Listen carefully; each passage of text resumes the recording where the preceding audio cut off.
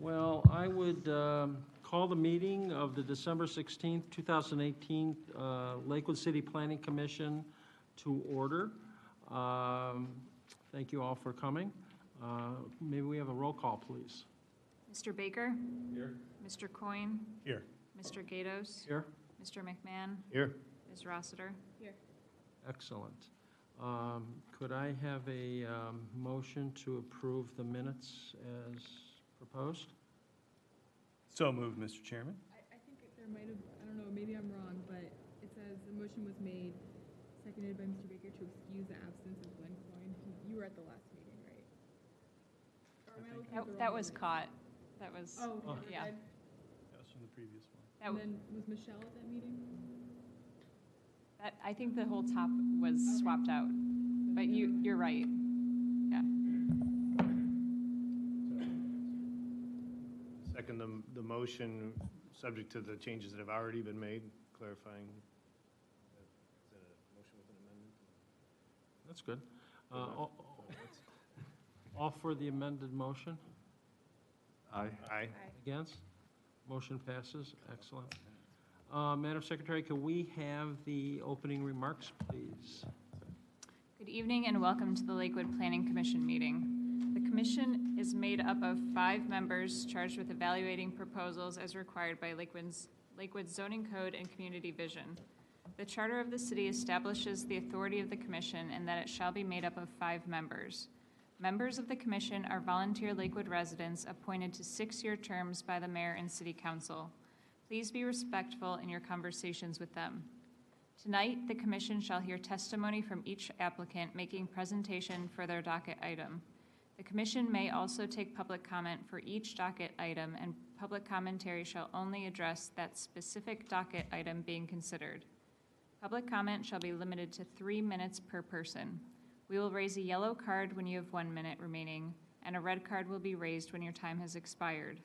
While you are welcome to state your agreement with prior commentary that has been made, please make an effort to provide new comments you find relevant to the commission, as time is limited and the commission welcomes a variety of viewpoints and diversity of information. You may submit your statements, feelings, or concerns in writing to the secretary to have them included as a matter of public record. Anyone addressing the commission tonight will please sign the oath and state your name and address for the record prior to addressing the commission. Thank you.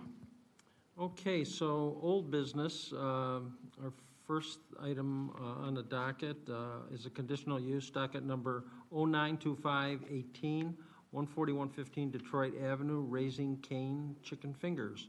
Would the applicant please step forward and give us a whole lot of stuff to read? Yes, I will. Drew Gatliff, 1062 Bridge Street, Columbus, Ohio.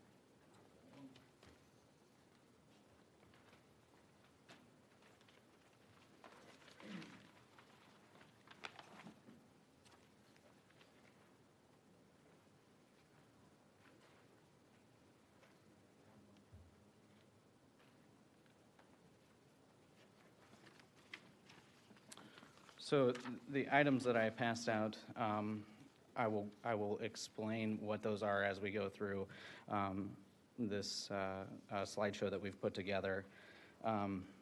There are site plans in there. There's the site plan, the landscape plan, and a set of elevations as well as drive-through data from our Strongsville location, And then the other item is the parking agreement with Mr. Hickson, adjacent to our lot. So code section 1143.11 lists all the exceptions to the required maximum. So this is to do with our parking plan. And what we were tasked with our request of an additional 34 spaces to the 9 that we were allowed to have. And the items that we have provided to you so far with our plan and what we're putting on there as our proposal. Obviously, the first one is a space increase for each space located in a parking structure. That's not really applicable to our site. But the other 3 or 4 items are all applicable, and it's things that we have complied with. And so as we go through, I'll explain how we've complied with all of those.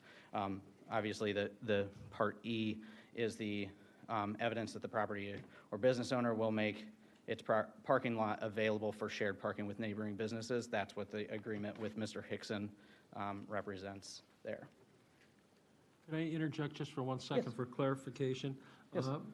Raising Cane has 3 items on the docket, all individual. However, I'm quite confident with the presentation, they're kind of going to be all interspersed in the discussion. So I think we'll take them as a group, and then if and when the time comes to vote on them, we'll deal with them individually. Is that appropriate, Mr.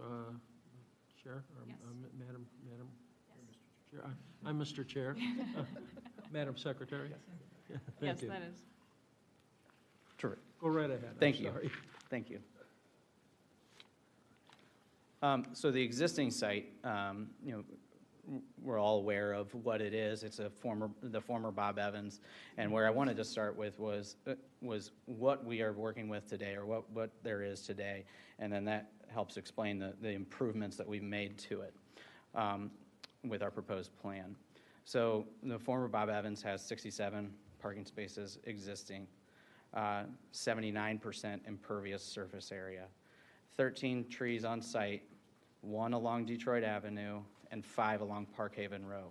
The remainder of those are along the western property line in that landscaping area between the parking and the fence between next to Hickson's. They also have parking spaces that are within 10 feet of Detroit Avenue, so you have your parking really, really close and adjacent to Detroit Avenue. There is the pedestrian access to Hickson's, which they had a handshake agreement with Hickson's, or Bob Evans had a handshake agreement with them to allow parking of Hickson's customers. And so we are maintaining that. The proposed site plan lists out, we're proposing 43 parking spaces, so that's a 35% reduction. We're proposing 66% impervious surface area, which is, we were at 79, so there's a 13% increase, but to quantify that is it's over 5,000 square feet of additional impervious or additional pervious surface, so removal of the paving and things like that, and implementing it with pervious pavers and or green space. The parking setback is 22 feet from Detroit Avenue on the shortest distance there, marked by C, and that is an increase of at least 12 feet because we're adding additional green space up there to soften that so that we don't have parking directly adjacent to Detroit Avenue, to soften that and make it so it's not as visible. The pedestrian connectivity from all parking areas, we've worked with staff, and that was a concern of the commission to connect to all the parking areas with a striping and to provide that so that there's sidewalks that people can park and not have to be walking through the car traffic, automobile traffic. The patio seating along Detroit. And so what that does, and that's part of the docket item, but what that does is it gives the street frontage a little bit of vibrancy with some activity out on the patio, as opposed to everything being interior. We're proposing a public bench on Detroit. We're proposing additional bike racks located in the northeast corner of our property, which are, the reason they're placed there is they are adjacent to the existing bike racks that are along Parkhaven Row. So we're envisioning these not just for Raising Cane's customers, but they are used for the public so that there's additional bike parking along the street in the right-of-ways there.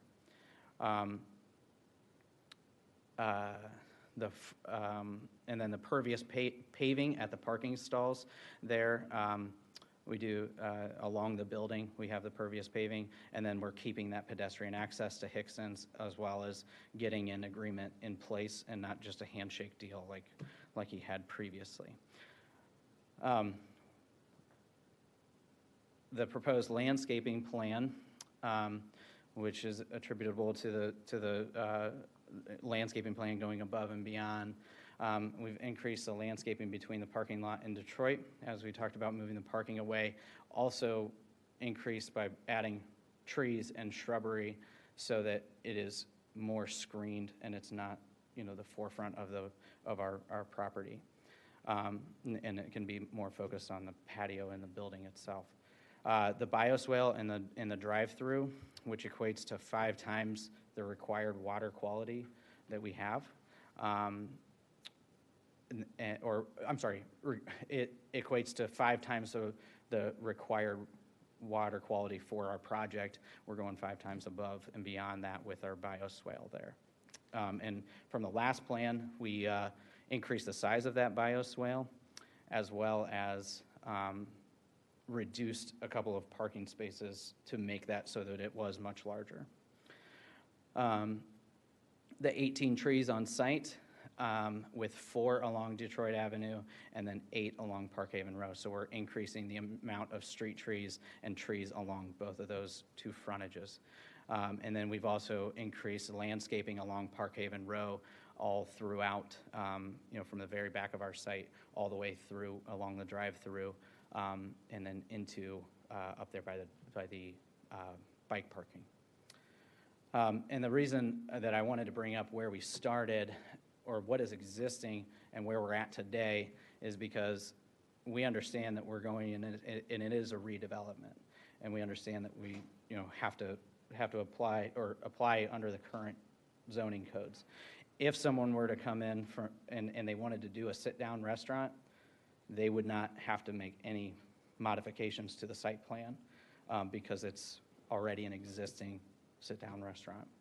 And so that's why I wanted to put a little bit of emphasis on that portion of why it's an increase or it's an improvement from what we're proposing, or increase from what's existing to what we're proposing. But that was really the focus. And then the comparables are McDonald's and other locations along Detroit Avenue that have a restaurant, a quick serve restaurant with a drive-through. McDonald's, Taco Bell. As you can see, Taco Bell is a very, very tight site. Obviously, these were done prior to the current code, and that's noticeable with a drive-through. We're required to put 10 cars behind our first order point. Obviously, McDonald's doesn't provide that amount of stacking spaces, and if maybe they do, it'd be very close. But Taco Bell for sure does not meet that 10 stacking spaces requirement there. And then Dunkin Donuts has a similar layout where they're exiting onto, and just like McDonald's, exiting onto the side street. And we were told staff that was going to be to use them as comparables. They were going to show that, and the next slide is is what I wanted to show, as they are comparable in their site layout, but what they're not what we feel they're not comparable in is the amount of traffic that is coming down that side street or that side street is used for. So Dunkin Donuts over there, you can see that side street actually connects all the way down to Madison from Detroit.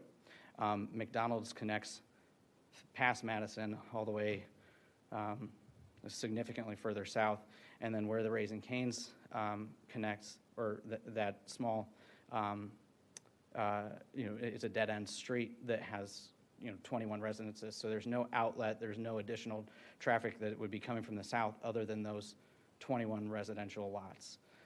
Taco Bell isn't, they don't have the same conditions as what we have. They're exiting directly onto Detroit Avenue. So, but that's, from a comparable standpoint, we wanted to, let you understand why we think it's a little bit different, because I know Dunkin Donuts, I know McDonald's both have lights at theirs, and it's just a different situation than what we're dealing with our site.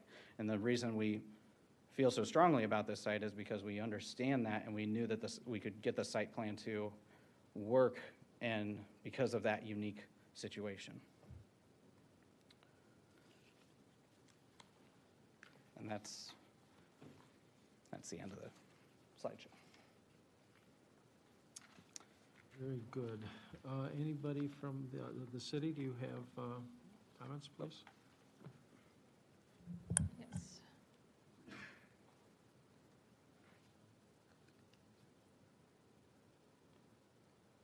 Mr. Chair, I don't know if you would like to go through one at a time, but we'll start with the conditional use for the drive-through facility.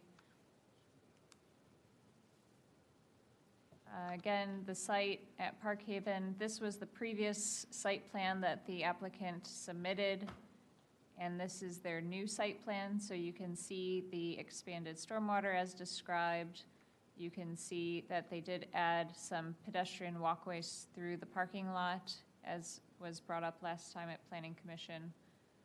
And then the other items that Drew described in his presentation, such as the bench and the landscaping. So again, to go over the conditional use chapter, for the drive-throughs, trying to minimize traffic congestion on public streets, not changing the essential character of the vicinity. Some of the things we think about for conditional uses. There's also a lot for drive-through facilities to consider. To summarize, these are some of the items that we look at. The traffic impact analysis is needed, and that was completed by the applicant and then revised for this meeting with updated numbers. They also have incorporated the landscape buffers and the stacking spaces that were required. Again, the traffic study originally had 49 cars exiting in the drive-through.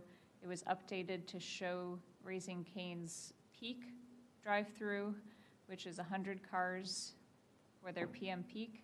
And the traffic model does show that even with the 100 cars exiting the drive-through, the releasing of the vehicles from Park Haven is fast enough that there's not a significant issue on Park Haven with that stacking space.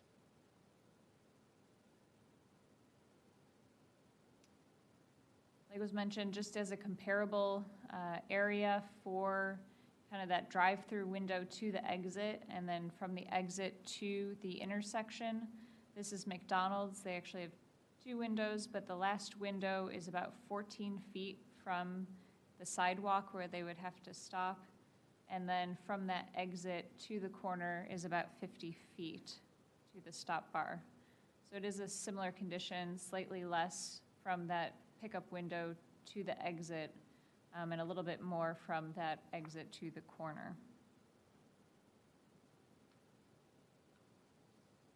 Dunkin Donuts, again, is a comparable. They have about 23 feet from their pickup window to the exit, so about 1 car length, which is very similar to what Raising Cane's is proposing. And then from that exit to the stop bar is 41 feet, so slightly larger than what this plan is showing, but fairly similar.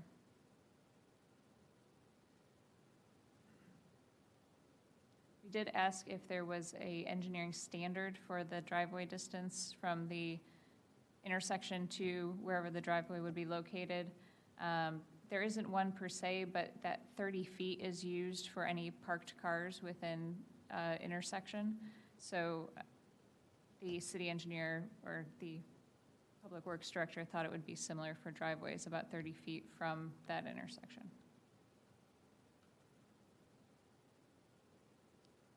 Going through the stacking spaces, we had a question last time about how we were defining lanes. And just to confirm, we would define this as one lane because it is funneled down to one lane for the pickup window. So the stacking spaces would require 10 cars from the first order point. The applicant moved up the order points so that they could fit those 10 stacking spaces behind those order points.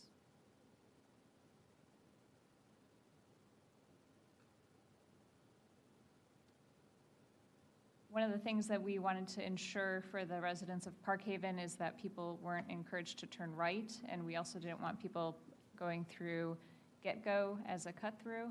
The applicant has shown signage that prevents people from turning right, but we'd like to also show that through design as well. If you look at the McDonald's site plan, they painted on the street kind of how to turn people to the left instead of having them turn right. But we think even the curbs should indicate that it's a right turn only, or left turn only. Any questions on the conditional use for the drive-through facility? I missed the dimension, when you stop bar back to the exit the drive-through. I got the 50-ish and 40-ish for McDonald's and what was it here? Do you have the exact value for that? I do not. So based on Yeah, he says, our engineer says it's 31. 31, so it looks like a car and a half based on the car models that they put on there. The stop bar To the front edge of our, would be 31. thank you. Yes. You know, I had a question, and I saw it in Columbus relatively recently, which, so we're talking about having, you know, signs, no turn right, you have to turn left. I saw an application which was, and admittedly, I'm a creative driver, and so the curb turnout, if you will, created more of a curb turn in, so you really couldn't cheat that corner and go the way they don't want you to go. Is that something that could be considered, just Yeah. to almost have a mechanical Yeah. protecting of Parkhaven on both Right, applications? and so that's what they propose, that we do that from a design standpoint. That Yeah. it does have that, the curb work design is what we have, you know, some flexibility to be able to create that Yeah, so that it has yeah. that. And if somebody really, you know, if it's a resident back there that really wants to make a right-hand turn, they still can, Sure. but it's more difficult. You're never going to prevent someone, I mean, you're never going to prevent U-turns everywhere. Sure. You can try. But those things have prevented me where I get really creative. Exactly, you anyhow, don't want to so- jump a curb. And so, yes, absolutely. So we can do, we're absolutely open to that, to, you know, guide people to make Yeah. that left-hand turn. Absolutely, we're on board with doing that. Correct. Oh, do they have? Yeah, Never the right in, noticed right that. out. Never had to cheat The there. right, on the, along drive. Yeah, yeah. I had a question on the landscaping issues that you had. I have, you know, when we have things come to the planning commission, I frequently just literally and figuratively park myself there and watch things happen and kind of find out how how it's going to impact the folks. And I found that in the configuration currently with the Bob Evans, that the extreme south lot line has that, I don't know how tall it is, 6-foot brick Brick wall. wall. Okay, but it seems to be, rather innocuous and not really protective of the homes from a visual perspective, maybe ambient light or that. I mean, is there consideration?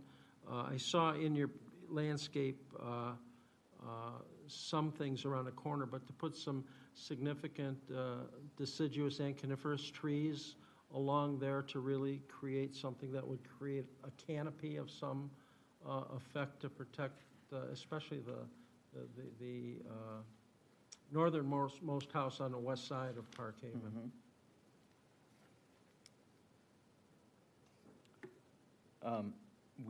We haven't explored that, but it's not something that we would be opposed to doing. I know there is, that wall exists, and then there is roughly 8 feet behind that wall. Yeah. That is. So there's room to that- plant stuff back there. Correct. And Yeah. then there's another fence, which is the Yeah, but something beyond the residence. fencing. I mean, even if you go to the Gecko's, same thing on the side of the street. Yeah. They put quite a few larger coniferous trees in there that are starting to create a screening effect A now screen. as Okay. time goes on. So, it would be, nice to hopefully protect those folks on Park Haven. Okay. A little bit more. Okay. And then if there were like, interspersed deciduous trees of some nature, that would, I'm sure Chris Perry could input into it, but that would kind of create a canopy, as time goes on to grow up and just to create a softer buffer. Okay.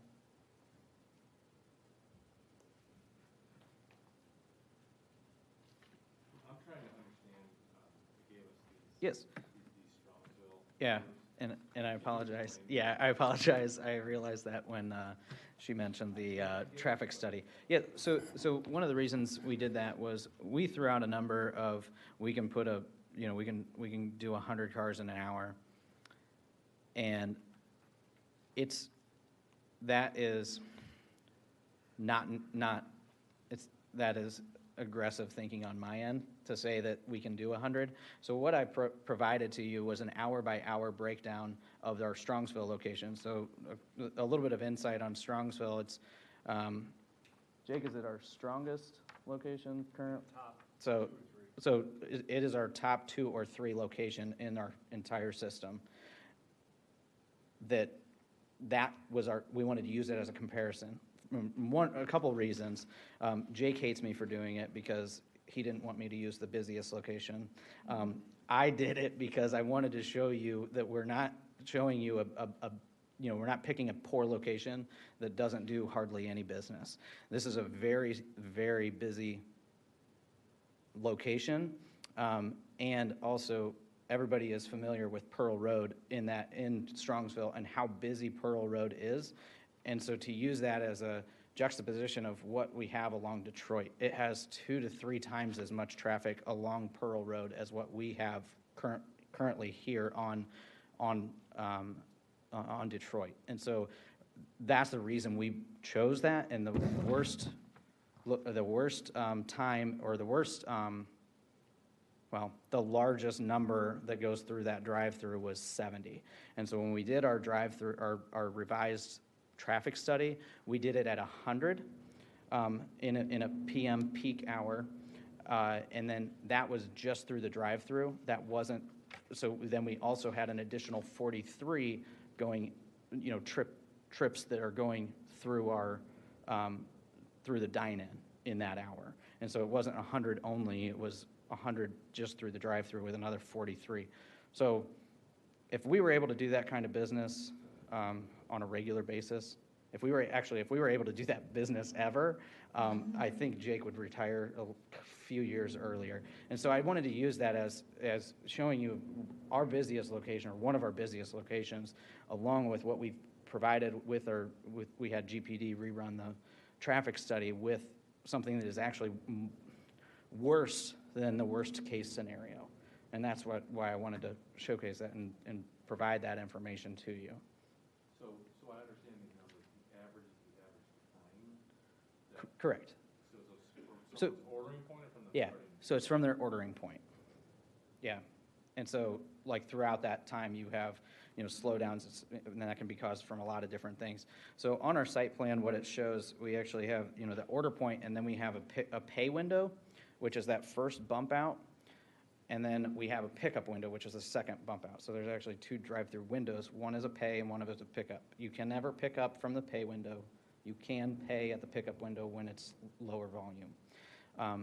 But there's no ability to pick up, we don't have two pickup points, is basically, it's your traditional McDonald's, everybody has the two windows, which is pay and then pickup window. And so that average of 3 minutes or whatever that ends up being is from the order point until you're through. The other thing is sorry. I'm sorry, I lost my train of thought there. So anyway, that's the information that I provided you was the Strongsville, which is one of our busiest locations, and then what we provided we had GPD run their test at. And that was because we told you we could do 100 cars an hour, and so that was the number I knew you guys would be looking for. We talked to staff, that's the number you're looking for to see, and so that's why we wanted to provide that information to you. Thank you. I have a question about Yes. Those who are dining in. Yes. So 30% of orders are dine-in, you said? So during our peak time, which is PM peak, so that's, that's your busiest time, dine-in, yes, is about 30% on average during that rush hour where you're picking up and going home. So it's a little different, you can see, Saturdays and on that, you can see, where the volumes change. So during the week, it's lunch heavy, dinner heavy. During the weekend, it's going to be heavy all day long. So you have a bit more dine-in traffic. You have kids that are out of school, things like that. So that's where the dine-in traffic would be. Okay, I was just wondering because I guess based on these newly presented figures, 30% would require far fewer parking spaces than 43. Correct, and so, and we discussed that, we addressed part of that. So we have during any, peak time, we will have 15 employees on a shift. And so, obviously, we understand not every employee is going to drive, but a lot of employees are going to drive. So we have to account for the employees plus the customers that we have, and we also obviously have the 4 that we are agreeing to with Hickson's around Christmas time. Probably going to be more than 4, but we wanted to settle on a good number for that. Okay. Sorry. In the system, it is 50-50. So during our peak hour, it's 30%. During non-peak, it's a lot more that are coming in because they have a little bit more time during non-peak, rushing through for lunch or rushing through for dinner. Even still, I don't know if that number reaches 43 based on these figures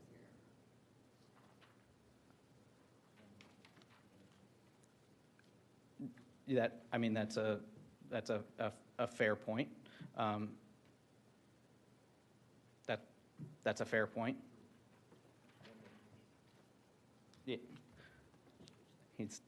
He's reminding me that that's one location that we're giving data on.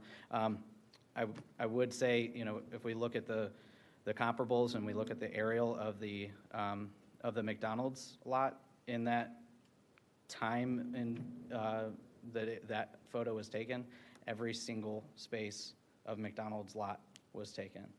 Their drive-through was not full, but every single space was taken. And I know they don't have 43, but every single space was taken. And we talked about this, or we mentioned this before, about our desire to not be a bad neighbor. And so if we don't have enough parking on our lot, people want to have Raising Cane's, they are going to find another place to park. I understand there's street parking, up and down Detroit, but the easiest place to find street parking is going to be along Park Haven Row, and that is our absolute. We don't want that to happen at all, and we don't want anybody to be encouraged to park along Park Haven because that would be bad neighbors for anybody who lives down there for a couple reasons. One, you're taking someone else's parking space in front of their house, and two, there's no turnaround at the end. It's just a dead end that isn't widened. There's no cul-de-sac at the end of Parkhaven Road. It's just a dead end. So we don't want to drive any traffic down Parkhaven to park, to do anything, and that's why we're also willing to and wanting to change our curb cuts so that it prevents those right-hand turns. But as far as the parking goes, there are going to be times where there's, that the parking lot is not full, but during those times with our drive-through having to close at 10 o'clock because we're adjacent to or near a residential, then we're open past 10 o'clock. Our drive-through will not be. But when we have, after a football game, if students want to come, and we're popular with high school students, then we anticipate this being something that does happen after football, after basketball, after, wrestling matches, whatever it may be. We anticipate a lot of traffic when those events happen. Thank you. Any other questions or comments from the council? No? I would like to invite anyone from the public. Yeah, did you have Are you more? going to go through the others, or? Yeah, I think we could go through the others. And Mr. Chair, I also wanted Okay, to that's fine. mention that I did talk to the Strongsville Planning Department about their other location and about any traffic concerns they had or problems with queuing and waiting for the drive-through. And they did say the site generates a lot of activity, but it's calmed down since the first day, so they haven't had any traffic problems there. They got a lot of press at the beginning with the lines of people that were there, but they haven't had any issues with the site since then. Very good. So we will move on then to, which we kind of started talking about, the parking plan review based on 114309. So previously, the applicant was proposing 48 spaces when 9 were allowed. It has decreased to 43 spaces, so a variance for 34 spaces on the site. Part of the parking plan is looking at how we can support the vision and accommodate day-to-day traffic as opposed to peak demand since we're in an urban environment. Parking plan review, looking at employees, total number of tables to parking, available surface parking lots, impact on the neighborhood, and the traffic impact analysis. Since there is a 34 car variance requested, 34 parking space variance, we are sent to 114311, which are exceptions to the required maximums, things like treating or controlling additional water quality volume as part of your stormwater plan, streetscape improvements for public use, innovative landscaping plans, and shared parking agreements. And the applicant has gone through several of these items. The administration did send a list of recommendations to the applicant, requesting that they look at innovative landscaping plans as determined by ABR, which the applicant has looked into. Streetscape improvements, including an electric vehicle charging station and outdoor public pedestrian seating or benches, which one bench was added.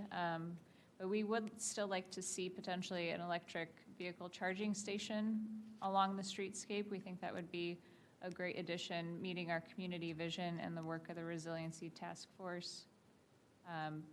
They have implemented a shared parking agreement with Hickson's for 4 spots, so that is something we would want to continue even indefinitely as part of this parking plan. And then implementing stormwater controls, which the applicant has increased the basin size and the pavers area to add impervious surface.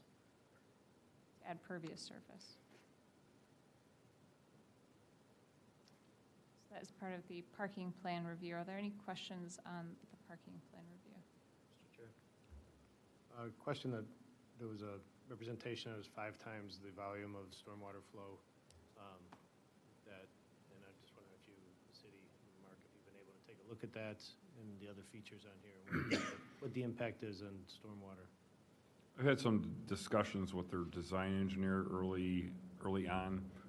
They haven't prepared a official stormwater hydraulics report yet at this stage. So what we're seeing is conceptual?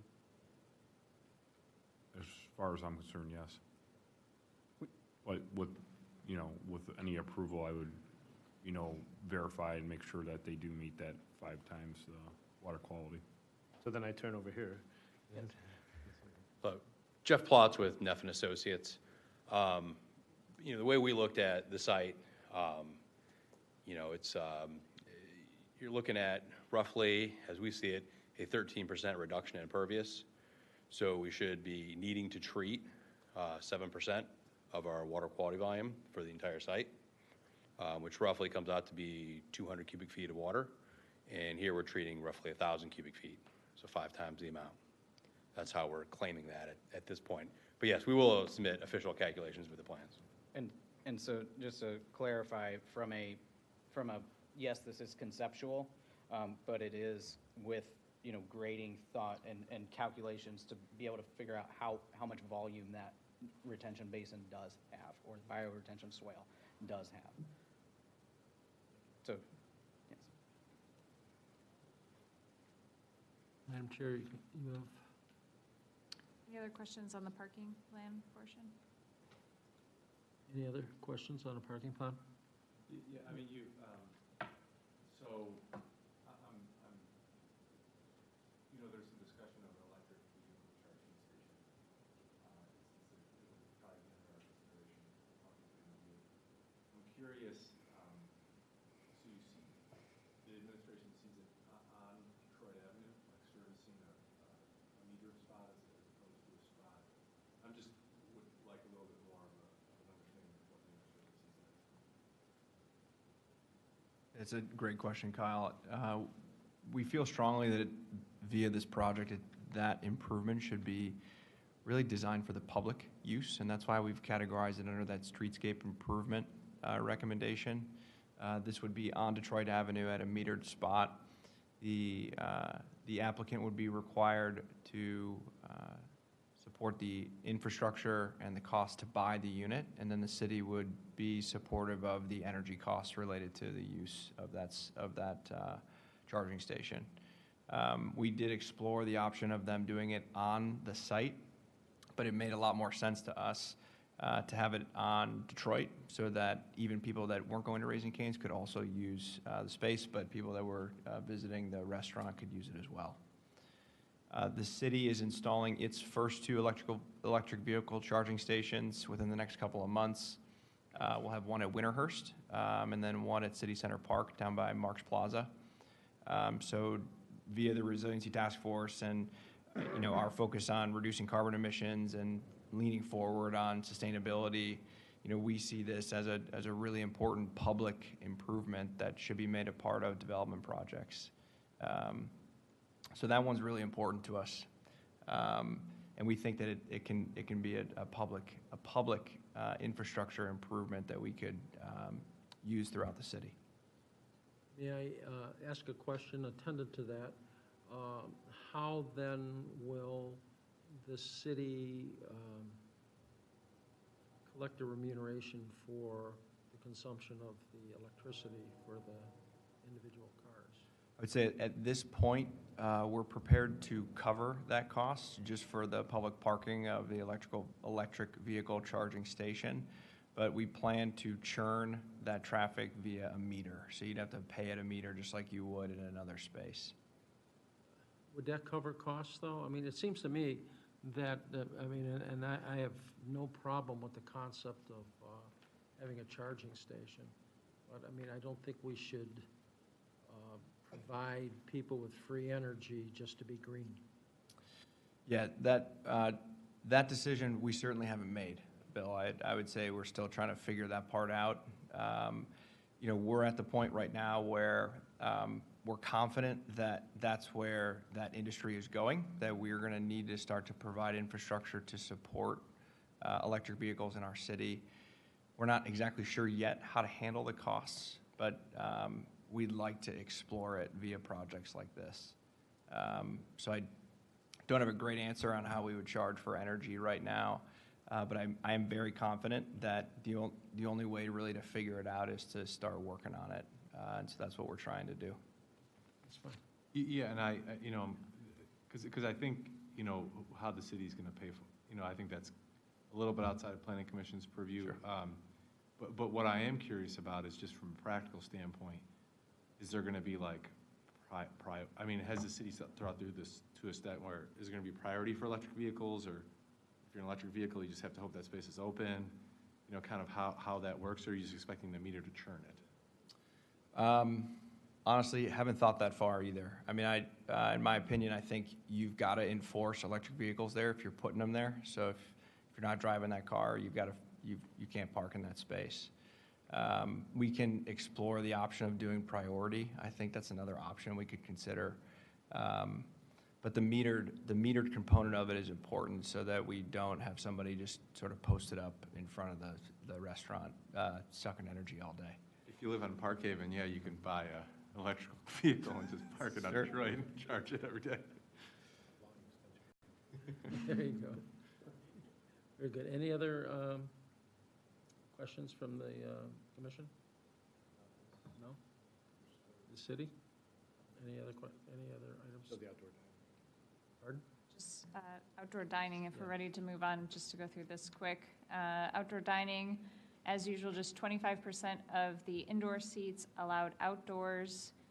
The dining hours between 11 a.m. and 10 p.m. Sunday through Thursday, and 11 and 1 a.m. Saturday and Sunday.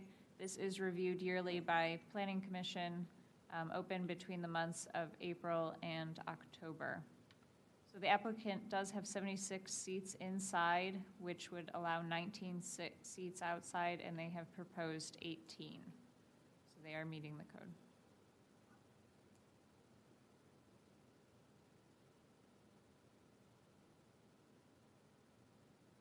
Does anyone have any questions relative to the outdoor dining? I have a question for the applicant on the electric vehicle charging. I mean, is that, what do you think about that? Well, that's been a point of discussion that we've had with staff the last week or so. And when they first proposed it, and they proposed it a couple weeks ago, and one, we are a franchisee, so we would have to get approval from our franchisor. And so initially, the discussion was to have it on our site, which raised a lot of questions for us. How do we sign that? What are the charging stations that we have to provide? There's a lot of questions that we had, and aside from our corporate entity not necessarily saying no, but not being very excited about it because they've never done it. And so from our standpoint, it was a very, on top of that, it was also from a practicality standpoint from our customers, to give, 4 spots, which was what the initial proposal was, and have that be dedicated to electric charging stations. They would, you don't see a lot of people just charging it for 20 minutes, 30 minutes while they run in and grab food. We're not a sit-down restaurant that's, full service, an hour and a half of being inside. And so from a practicality standpoint, it didn't make a lot of sense. From the proposing it on Detroit, we talked about that actually today. And I talked with our chairman, Jake, who is the guy who comes up and talks to me about it, things. That is a lot more palatable than, and what we talked about was 1 charging station that would feed the 2. And so that was a lot more palatable from our standpoint. We felt like it didn't restrict our parking. It makes it a lot easier to get corporate on board when it's not our property that we're dedicating these spaces. And then from a practicality standpoint, it makes a lot more sense because someone can sit there, they can plug in for 2 hours and they can go across the street to Giant Eagle, or they can go, to eat somewhere else if they want to eat somewhere else. They can do. That's right. Whenever they go to Hickson's and they're doing their Christmas decoration shopping, they can do that, and they can be in there for hours. It's a wonderful place. So that made, from a practicality standpoint, it seemed to make a lot more sense. And then when we talked about it from, that hooking into the public grid, for streetlights and things like that, again, made quite a bit of sense for us, because it's not just our customers that would be benefiting from that. It would be in front of our restaurant, but that doesn't mean that they're going to come to our restaurant and likely not going to sit there for 2 hours in our restaurant. We don't have Wi-Fi. We don't have that kind of stuff. So, so that was something that was a lot more palatable as far as, that versus dedicating 4 spaces on our property. And we understand, obviously, the importance of it in the community. I talked about this the first time I came. A big pillar of our business is our active community involvement. And so if this is an opportunity to get behind the community in something, then that, we can do that. I mean, I just think from a perspective of, you said, your corporate has never seen anything like this, and I think, Lakewood's a unique community. And to Bryce's point, we're starting to think about resiliency planning, and how we enter that next, generation of Lakewood. And I think it's important to think about this, not only from a car sharing, the sharing economy, Uber, Lyft, but also from a perspective of the fact that electric cars are much more accessible now. There's plug-in hybrids, right? So you can have, so it's both. And, I know there's models on the road now that are accessible to people as opposed to some of the more expensive ones. So I think it's a really cool idea. And to the extent it can work here, it would be, an excellent idea. I do like the idea, though, of not encumbering the subject site with that project. I mean, I can understand as part of the development project facilitating the cost, but not encumbering their parking spaces or some of the functionality of their space with this, and having dedicated other spots. Any other questions from the, yes. Okay, with that, I'd like to invite the public up for any comments you have. When you come up, please state your name and your address and sign the log. Nobody? Public comments going once, going twice. Yes, we got someone? Come on down.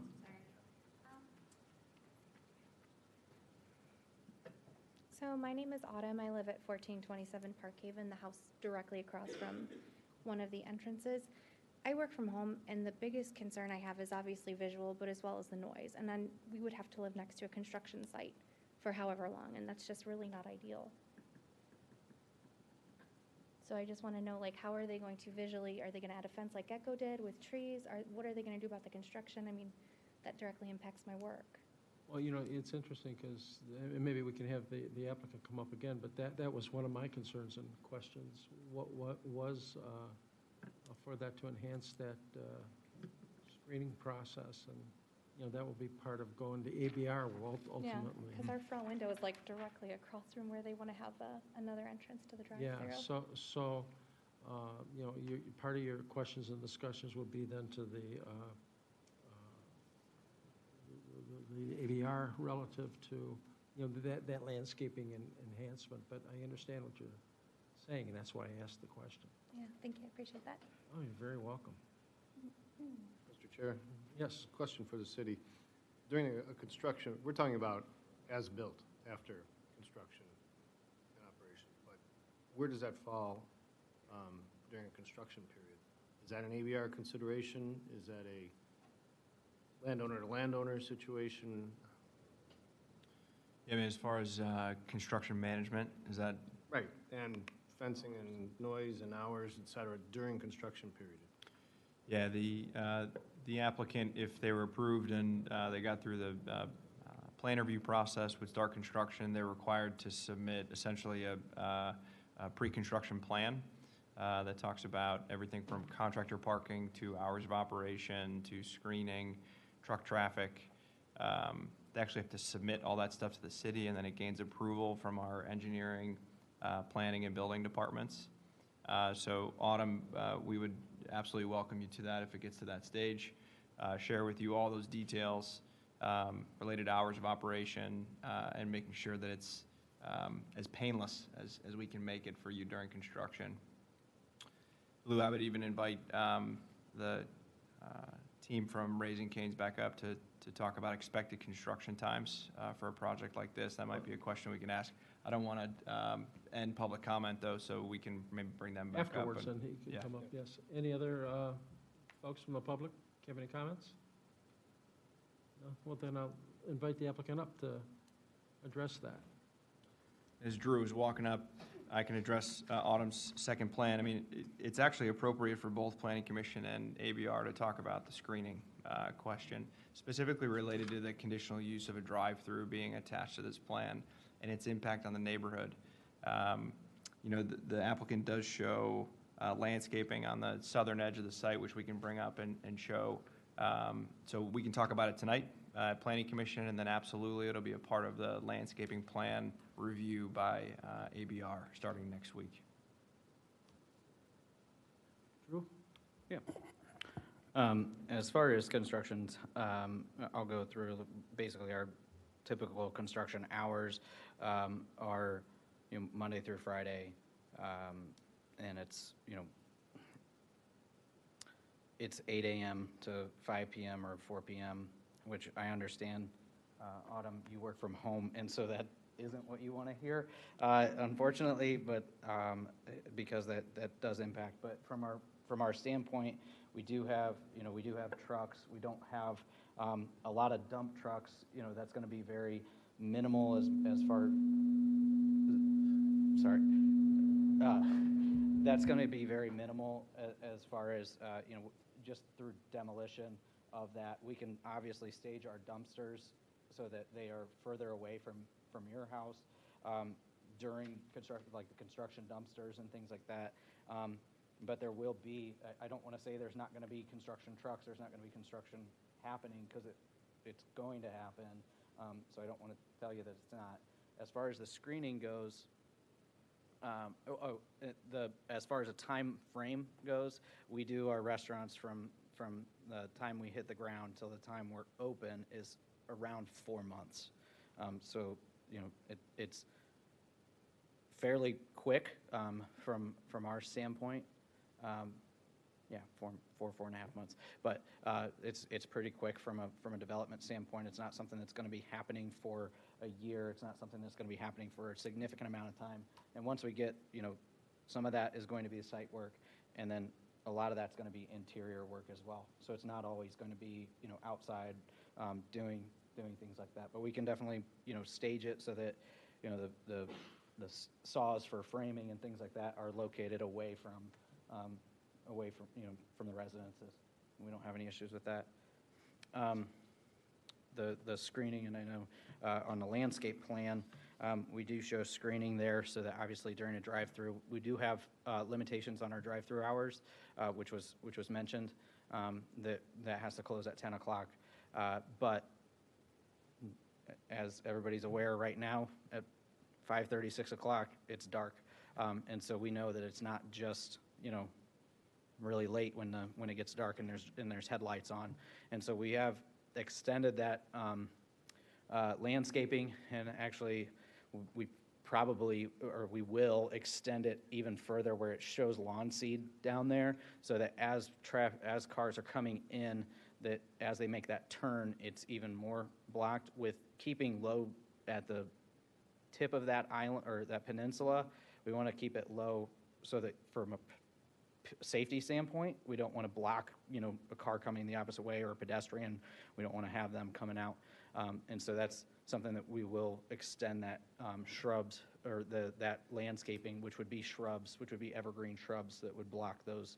And then there's also some of a grade change there, which we're going to get a grading plan that shows that a little bit better as far as how much lower the site sits.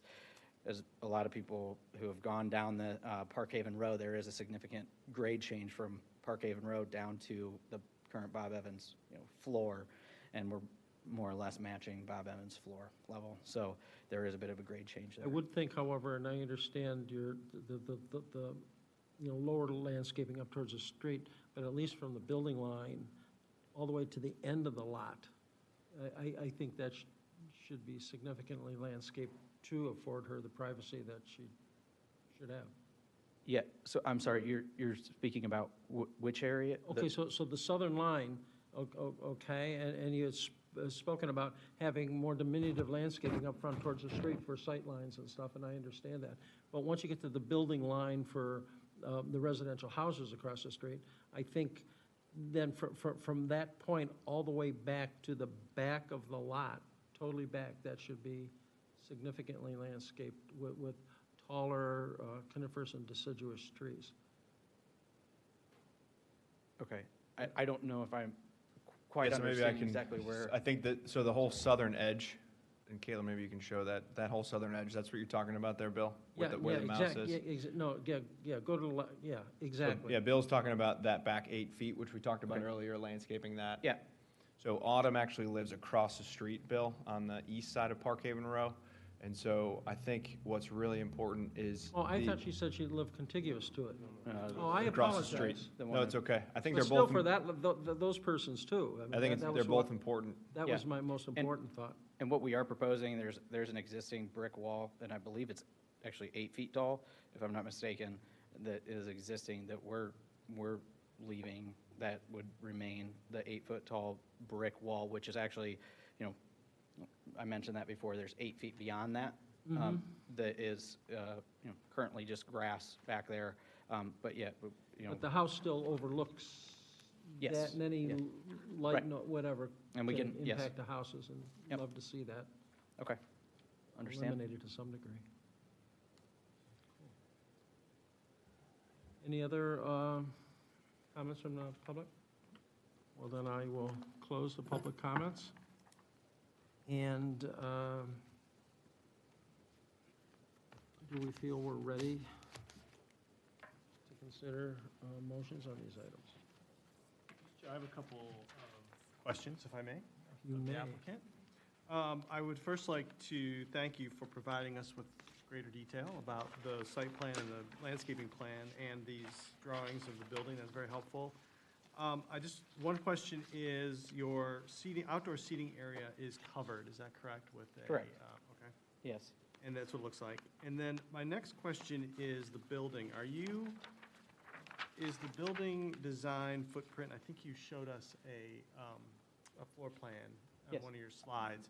Is that set in stone in terms of how the interior of the store is going to work? And I have a very specific reason for asking this question. My concern is the distance between the point where the vehicle leaves the last drive-through window and the amount of space that exists till they get to that stop bar at Detroit. That's a really tight space. So my question is, where the second drive-through window is there any way that the architecture of the building could move that back, thus giving us room for even one more car before the turn out to Park Haven? Okay. And that may seem really, really picky, but I think when you've only got 1.5 cars on Park Haven and kind of 0 in your curve coming out of your window, if you can steal another car length there, it's going to be a big difference in my mind. And I don't know, I don't want to screw up your whole architecture, but. No, and so, as I mentioned, we are the franchisee. So this is a prototypical, from a floor plan standpoint, it's a prototypical floor plan. So to move it back would mean to move the entire building back. Yep. Which we obviously wanted to keep that street frontage with the patio right there along the the sidewalk. So that was intentional to keep that, so that it gave that. And also there is a code that says we have to be within 5 feet, which I know, we're working away from that, but, so it would be scooting it further back. But as far as that goes, if we go back to the site plan, I can show, because I know we talked about a car and a half, and that's absolutely accurate from the stop bar. And so if we look from the stop bar,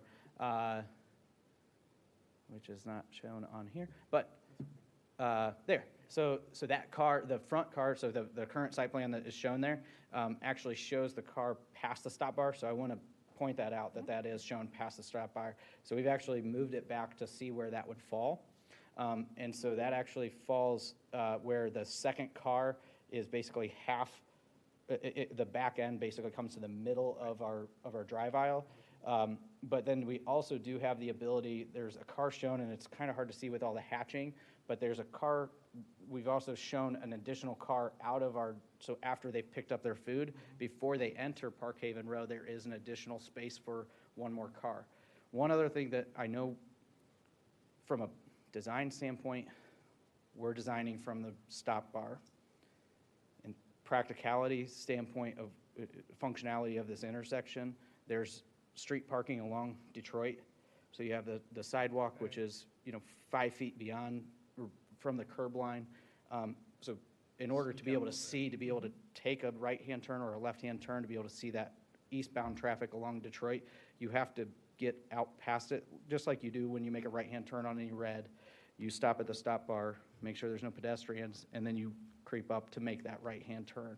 And so we, when we have been out there to see it, we've seen that, I don't want to say that we're designing from that, but it would be an additional car. And so in reality, cars are going, we show a car and a half behind, but there would be an additional car up that's trying to make that turn or make that turn left because of from a visibility standpoint, you just can't see. I'm with you, and So- I think again, the reason for my concern is the distance between leaving that window and then if a car is hanging out, okay, you got a staging spot, I'll give you that before you get to Parkhaven, but then what I don't want to see happen is cars blocking Parkhaven, going southbound, waiting to get into that 1.5 or 2 or however many it is. And your numbers that you showed us from a typical week in Strongsville is helpful because that's a lot less than your traffic report, which is fine. But I think that design of how we get you out of that curb cut is going to be really, really important. And if the design forces you to go north, maybe that design also talks about really imploring you not to block that southbound lane for the residents of Parkhaven going back home. So I can really see that happening, where we have 5 cars in that queue waiting to get out, and people can't get down Parkhaven. And so if your people are blocked, I don't care. They've got your stuff, they've paid you money, and they're we inconvenient, okay? Yeah. But we've got residents and other people that need to get down that road, that I am concerned about that. Yeah. So, if we could do something in that discussion that the city brought up about design, maybe there's something we can do as well. And I don't know if there's creative paving that we can do or something we can mark on the road, but I would like to protect that lane being open as much as I can. Yeah, and obviously get my block, opinion. I understand your point. Obviously, blocking southbound Parkhaven Row is not something that we ever want to happen. That blocks it, like you said, if it blocks up our drive-through and our people can't turn left, I know that's not you guys' concern. It's really, it's a frustration of ours, but a bigger frustration would be that we're making people angry. Citations are happening because of blocking that street. And so that's one thing that we did look at, obviously, as I mentioned with the Parkhaven Road, that there are 21 residences down there. There's not a lot of traffic that comes there, and our traffic study did account for all of that. And the average wait time for that, to exit that intersection is 12 and a half seconds. It's well under, I believe 15 is where it starts to bump down to another thing. And we don't, even at 30 seconds, at our maximum time with 100 cars an hour at 30, which is roughly 30 seconds, that leaves at least 2 cars on average to be able to get out of that queuing space. And And there's just not, I mean, during the traffic study, it's just not a lot of traffic is on Parkhaven Row currently because obviously it's a dead end. There's a limited amount that is pulling traffic to go north there. Right, but There is some, and we're obviously adding more, and we understand that. And then, again, just the amount of traffic on Detroit it allows for those openings to be able to clear. We have gone out there a few different times just to see at peak time, you know, what's the traffic, not from Parkhaven Row, but along Detroit, just to see how spaced out is it.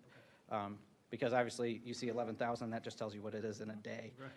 But in reality, you know, where's the peak times of those? Your traffic report talked about the peak times, so Yes. that's good. In the operation of your store, a lot of other, what was the word you used? You don't use fast food, you use Quick service. Yes, quick service. A lot of the other stores have a space that they've designated for people who have ordered, their food's not quite ready. They say, hey, pull up here and we'll bring it out to you. Is that, there's no room for that here. So I'm assuming that's not anything that you guys are going to be doing because that will really mess up. Correct. function of So, your drive-thru. so there's a couple things with that. One, we have a very limited menu. We have chicken fingers, Texas toast, coleslaw, and fries. I think that's all, and then cane sauce. So we have a very limited menu, so that eliminates a lot of the backup for orders. The big one that would cause that would be what we call tailgates, and that's when you have 25 or more fingers in a big, you know, to-go container.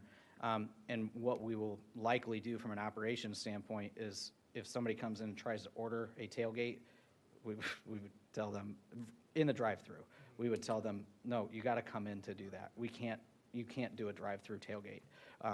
Obviously, it depends on, you know, peak times. If it's in an off hour, they can do that, and we can do it, but it's going to be, you know, 3 minutes before they're going to get their, at least 3 minutes before they're getting their food from the time they order. So those are, you know, from a tailgate standpoint is the only time we're really concerned with that. We don't have, you know, odd requests. There's not a whole lot of ways to change our menu in order to make it something that takes too long. And so I understand the concern, and I understand why, you know, you have McDonald's and you have wherever, and they have a vast menu of different items, and we just don't have that, which causes our traffic drive-through times to be very low. Just wanted to address it. Okay. Thank you. Mr. Chair, Yes. a couple of questions. Following up on Mr. Coyne's great questions. First, I want to thank you. You've clearly put a lot of time and effort into particularly the site plan and paid great attention to what the city's asking for. So I applaud you and thank you for that. This is a much different iteration than what we saw before. One of the things that I've heard tonight, though, is something very new, and it seems to me the design of the outlets onto the street is going to be critically important. I'll just say, you know, one of the biggest things that has concerned me about this whole effort is a drive-through at the end of a dead-end street. So that Parkhaven Row, the folks who live there and are trying to come home or trying to leave, it's inescapable for them. That there's no other route. The other comparables that you showed, yes, they have more traffic, but people who live there can always decide to go south away from McDonald's or Dunkin Donuts or someplace else. They have a way to avoid, if it's peak time or whatever, they have a way to avoid that. People on Parkhaven Road do not. So my big concern has been, both for customers in particular, but also residents on that street or visitors, the attraction of going through Gecko. That to me has been a big concern. The parking study I did not find persuasive when it suggested that the peak time for your operation would be the same time as peak time for Gecko, and that would discourage people from trying to cut through. To me, that, from land use perspective, that just makes it a more dangerous time for people who do when they're going to want to cut through. That's what people do in Lakewood. We talked about it the last time. After a month, people find the shortcuts and they go. So what I'm hearing tonight is hopefully that there's actually less traffic than the max in your traffic study. But the design, as Mr. Coyne brought up, and the discussion about left turn only curbs, basically, and other design elements that could really enforce that is really critically important. So to me, that that may assuage some of my very great concerns, so that traffic can move through and doesn't decide to go right and doesn't decide to cut through Gecko. To me, that is a very bad situation. This is moving the needle in the right direction. I don't know how, it's certainly not finalized, that design tonight. So we can talk about where that leaves us tonight. But it's moving the needle, but it's not complete in my mind. That's one issue. I have a question sort of for the city. A couple questions about conditional use. We have 3 conditional use items. Are we required to make them conditioned on each other, such that if you violated one, the others are in question? Or are these going to be independent? Or could we have some? For instance, I'll give you one of the examples. Mr. Gatos has talked about additional landscaping on the southern boundary, which seems to me paramount in the opportunities there, particularly for lights coming, people driving in the parking lot. It's not in this plan. We'd like to see it in this plan. I can foresee a condition, at least in one of these docket items, that says maintaining at least the specified number of trees on the property. Whether it's 18 or more. What happens? Does it put at risk if the whole operation if the trees aren't maintained? If one conditional use is violated, does it put the others at risk? That's a question. For instance, if one's just in the drive-through, then they can't use drive-through, but the business could still operate. Correct, yeah, and I'd look to Kevin to follow up on my response, Lou. I think they stand alone. I think they're, if, for example, let's play out the scenario where you revoke a conditional use. Right. You revoke a conditional use for the drive-through due to public safety and welfare concerns related to traffic at the intersection of Parkhaven Row and Detroit. The outdoor dining conditional use can remain. The drive-through component of the site would be revoked in that case. So, I do see them as standing alone. Related to the landscaping, that actually ties directly into the parking plan. So you can tie that vote related to additional landscaping, specifically related to screening, to the parking plan that's approved. If those trees go away, they die in 6 years, the administration, planning commission can call this applicant back and say, you're not complying with the parking plan, you shall comply. So that there's a separate way to bring the parking plan back as well. Right, and then the reason I asked that question, I assume that was the case, but I want to ask it so that as the commission considers these and any potential conditions, anyone that we got to make sure we articulate for each of them any conditions that apply to that, each of the 3 docket items. Correct. Not all may necessarily apply to all of them, but we're not going to do this in any omnibus. Yeah, and I would say, Lou, and to Glenn and Bill's comments as well, one recommendation that we'd also make tonight is to follow the same process that McDonald's went through, which was completing a traffic impact analysis at this stage, which is required by the code, but that the applicant also produce a updated traffic impact analysis 12 months post-construction, so that you can see how the operation's working, and weigh it under the exact same conditional use standards that you're seeing here tonight. And then if there are issues at Parkhaven Row, or there are issues related to north and southbound traffic on Parkhaven Row, as just a couple of examples, or cut through and Gecko, the applicant would have to address them at that point. And so I think what Drew has done a good job of is put himself in a position through the traffic study and the site plan that supports what he's been talking about. But you have tools available to you that doesn't have to be the stop point. And we would strongly encourage that the traffic impact study be updated a year after construction, and they have to come back and show that to you. Another question on particularly on a drive-through approval. An approval, this is a conditional use for this property.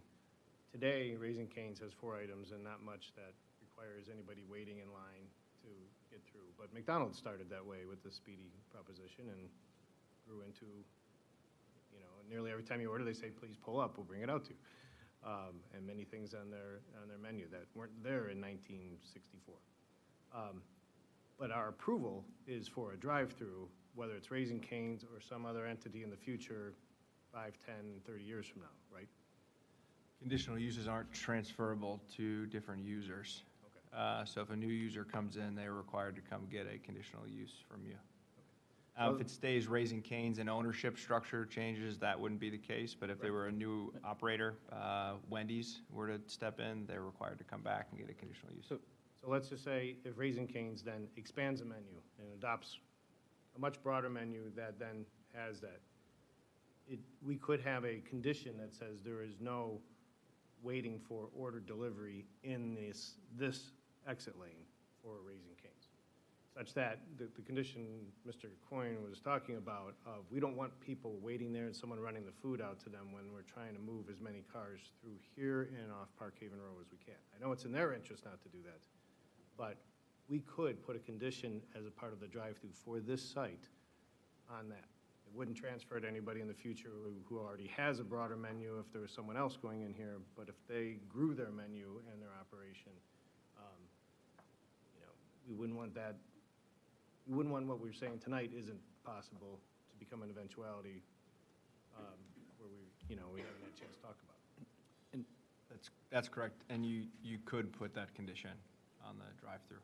And if I may, as you mentioned, you can, if it becomes a health and safety, public health and safety issue, then you could revoke that conditional use, which is what you just mentioned. So if we were to expand our menu and offer anything and everything, and our operations changes completely, then, that would be an issue that we would have, but you do have that ability to revoke that conditional use because we're not complying with the, obviously, health and safety. Those are my questions right now. Any other questions? Okay, so we have a decision to make if we want to proceed with the motion or to defer. I'm on the fence, but I'm leaning towards a deferral, and the reason for it is this. This is, unlike many different things that we approve on, a little mistake here or there isn't that terribly bad.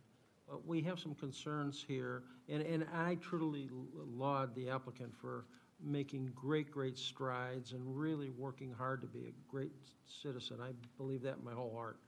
But I think we need to further memorialize the things that we want them to do in this document relative to, having the left turn only curve cuts in, having an expanded landscaping plan, and several of the other things that have been talked about today, so that when it comes time to making a vote to approve or not, there's not a plethora of conditions, that we're looking pretty clean and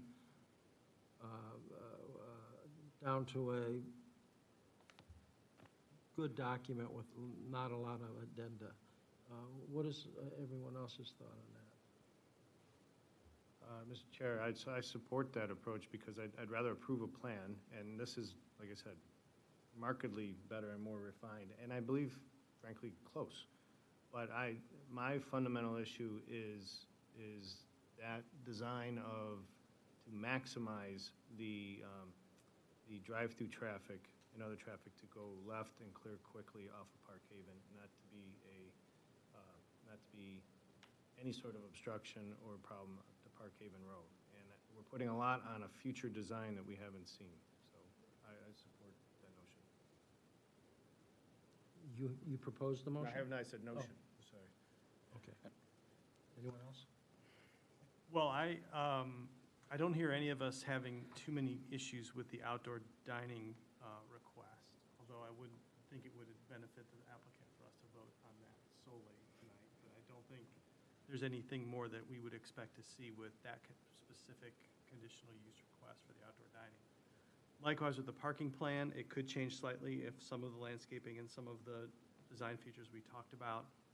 Plus, there's this outstanding issue that was brought up about the publicly accessible charging station, which is brand new. I didn't hear about that until today. So Short of that, I do think that the drive-through and the way that that works is important and not quite set in the type of specificity, I think, Mr. Chairman, that you just spoke about. But, I mean, if it helps, I would be fine with approving the outdoor dining and considering the parking, but I just don't think that gets the applicant anywhere farther along if we're still coming back for the drive-through.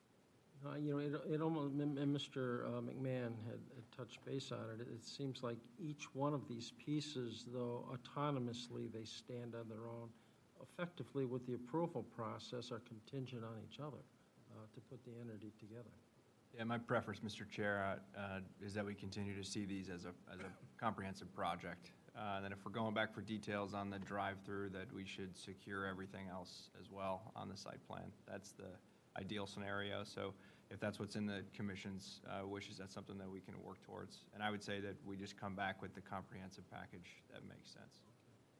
Well, then I would like to make a motion to defer with further modification of this becoming August plan.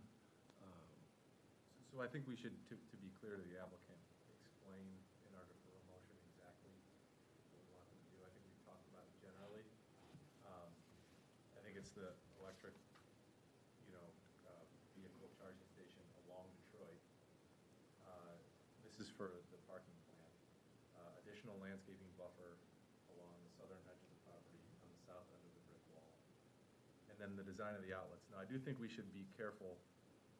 I definitely think the drive-through outlet should be a left turn only, and there should be a design to kind of, whether it's creative curb painting or, cement curbing. I think the southern outlet, we should maybe only have a sign that says left turn only, because if someone from Parkhaven Row wants to turn, that would create a traffic condition. I think you're going to have more traffic going through the drive-through, but I think that's something we should think about. And then as it relates, I guess that was the drive-through, I'm sorry. And then, we need to think about the waiting in the exit line and maybe making that not allowed, if we go forward with an approval at the next meeting. So those are some of the things, unless I'm missing something. Well, there was also the water plan that wasn't formalized. But I don't know that they need to have it formalized for this approval. I think that's when they go to the That one, in the natural course, I think would be, you can make it a condition, but subject to further design in the process. The other one I would add is, I'd like to put in this process, in one of these, that there be actual public comment for the construction plan with notice to neighbors prior to approval. Notice to the neighbors who have, so there's notice meeting with the neighbors. So what was described as a city approval of a construction plan that has to happen, and we've talked about it, but we can make it a condition, I believe, that be part of the condition. So be satisfied before it actually becomes, but we can specify. We don't have to do that now. It doesn't change anything. Okay, so we have all those items. Then do we have a second for the motion as amended? I have a question before we get to that. Is everyone comfortable with the number of parking spaces proposed? I'll second it for the purpose of that discussion. I'm going to second it for the purpose of any further discussion. Oh. So your question is, are we comfortable with the number of parking spaces?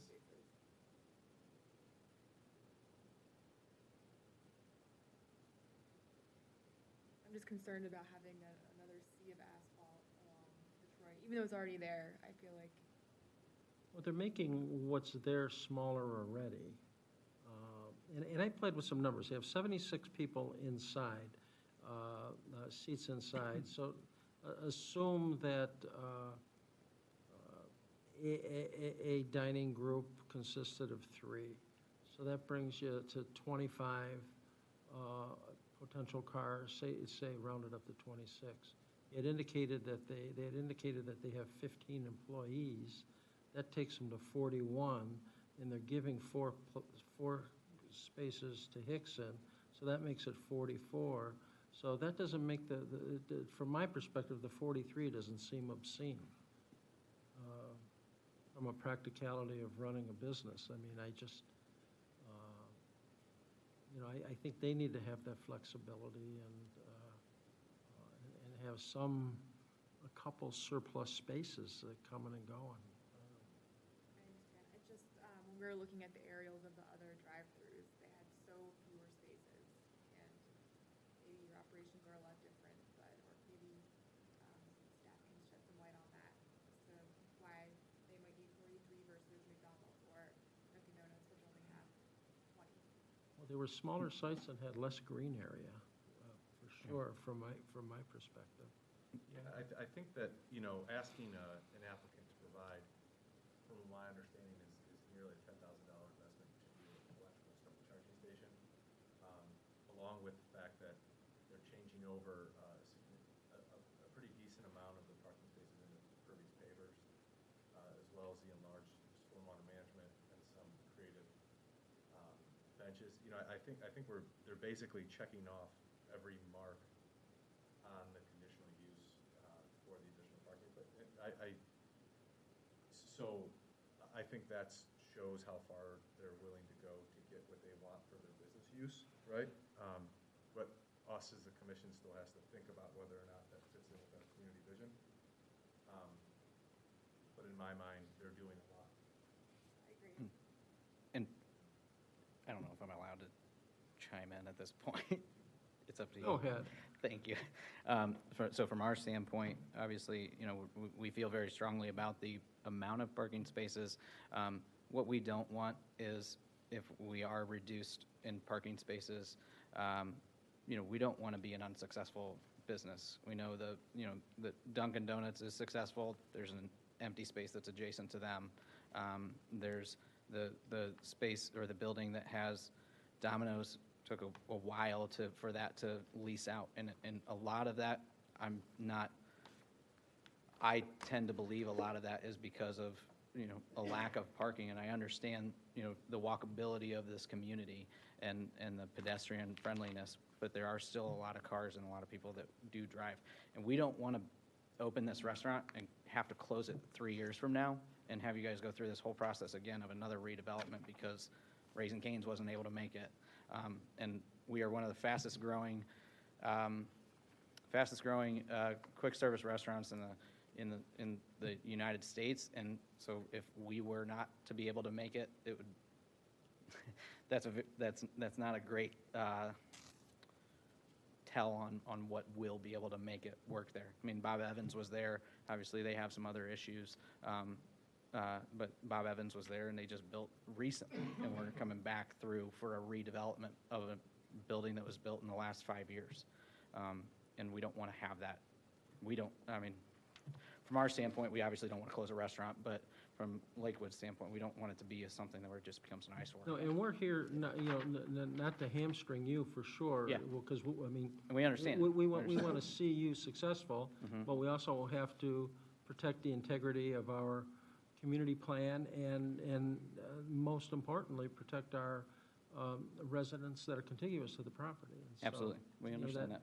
That becomes all part of the significant discussion.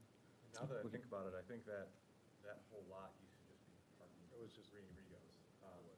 So the fact that it's going from an entirely paved surface parking lot to at least having some pervious surface is a step in the right direction. Not to say that's perfect, but. No, it's a big time. All right, any other items? We have a second. I've got one quick idea or thought, if you won't mind. Jay Crocker, 2935 Waterfall Way, Westlake. Before we do the motion to pass, I'm wondering, it sounds like there were 3 items that we're going through. Our ability to fund a electric vehicle charging station. What were the other 2? The exit drives and the curbing. Exit drive, and so if we make that a left only, and then the third was? Expanding the landscaping on the southern edge. So if I agree to do all 3 of those things now, can we get a vote? We're running it's late, I understand. I don't want to make you all, come back again. If those are the 3 things, I can get them done. And, and again, continue to follow this process, to be a great neighbor, and to make sure that we're going to be in this community and great neighbors a long time. And so, again, as the owner, I'm committed to do that, to make this work for you all.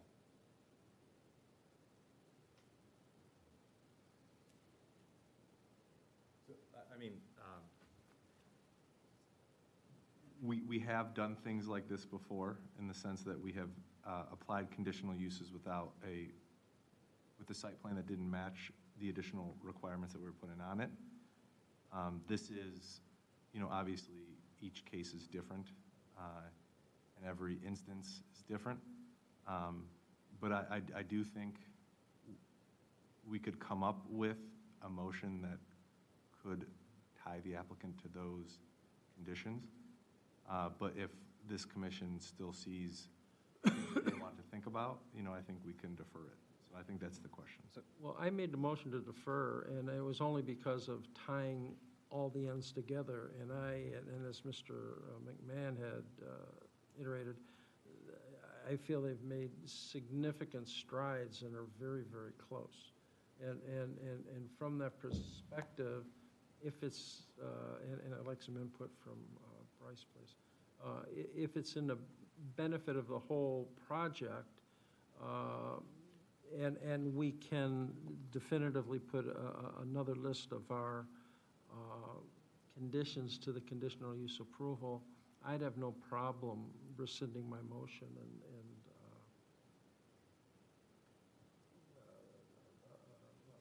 putting out a new one, or someone putting out a new one relative to this. What is your feeling, Bryce? Well, I think Glenn and Lou have raised two concerns related to traffic on Parkhaven Row and how the site works. It's always neater to have everything on the site plan. So if that is of concern, the exits off of this property, I think you need to see that. I totally understand where the applicant's coming from. They're looking down the pipe of a contract and trying to break ground. But this is a long-term land use decision. So tonight's application, we've been talking for an hour and a half about this project. I understand that that's long, but the site plan will prove for much, much longer than that. So if there are small details that are important to this commission, I would recommend that we get those on paper and that you get a chance to review those. So if those are important points, I think we should wait. Well, then, from my perspective, with that, I think my motion would stand, and it has been seconded, so we'll put it to a vote. All for deferring it, say aye. Aye. Opposed? Okay, motion Forward is to seeing you deferred. in January. Thank you. Okay. The next item on the docket is docket number 092818, 14519 Detroit Avenue, 1 Lakewood Place. Would the applicant please step forward? Mr. Chair, if I could introduce just the process before the applicant starts their presentation. Sure. I'll go sit down then. Sorry. This is the, again, the first step for the preliminary approval, which we have gone through before. This is part of 115604C, where you would make a recommendation to the director to approve with conditions, or deny the application based on 115603. 115603 has several items that you would look into, such as the lot size, the floor area ratio, the structure height, the residential setbacks, the building line setbacks, and the site circulation. So those are all part of that preliminary approval for this process. Once the preliminary plan is approved, that's the first step, which unlocks ABR to look at the design in 115605, and the final approval comes in a future meeting for this site plan. During 115605 review, which comes after preliminary approval, we would look at things like building and site design, building materials, pedestrian access and circulation, parking, landscaping, etc. So again, This is just preliminary approval, the first step of the process that would then go to final design. But these are some of the things that you would think about. So with that, we can bring George back up, or the Carnegie team back up. Guys, as we talked a little bit about before, this group has been working very hard. We started in this room with the Planning Commission as a kickoff in September. Followed that quickly with a meeting with the Architectural Board of Review, spent in a morning with Lakewood Alive Board and the Downtown Lakewood Business Alliance. We've had a chance to also sit down in this room with the neighbors on Bell and St. Charles and roll out the plans to really try to get comprehensive community input about the diagrams that you have seen up to this point. So over the last month in earnest, these guys have been working very hard to address this. Feverishly. Yes. And we asked for a deferral last month. I appreciate your patience because we're hoping what you're going to see tonight is something that really responds to a lot of what we've been working so hard on. So we've had a chance to see it as early as yesterday, and tonight there's a lot of updates that we're excited about. So with that, George, I'll turn it over to you. Hey, thank you so much, Bryce, and members of the Planning Commission. It is really great to be back before you again. Happy holidays to each of you. As Bryce mentioned, Carnegie Management and Development Corporation, I'm George Papandreas, and we're the developer for One Lakewood Place. We've worked very hard. Before I go ahead and turn it over to our team that is really going to walk you through all of the variations and changes and improvements that we've implemented on this project, I want to underscore what Bryce mentioned. We met with a number of the community groups, Lakewood Alive, the advisory boards. We've been listening to all the comments and criticisms and requests for concerns that were raised during all of those interactions. And we think we've worked very hard at trying to address them and present them to you here in a revised iteration of what was initially presented to you that first time out, which was really more of an informational type of submittal. But I think this particular submittal is one that is the next step.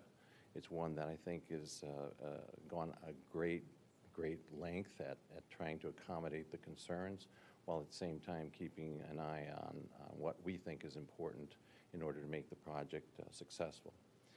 We have our dream team here tonight with RDL, our architect, and also Banky, our landscape architect. RDL is going to walk you through the various aspects of the plan.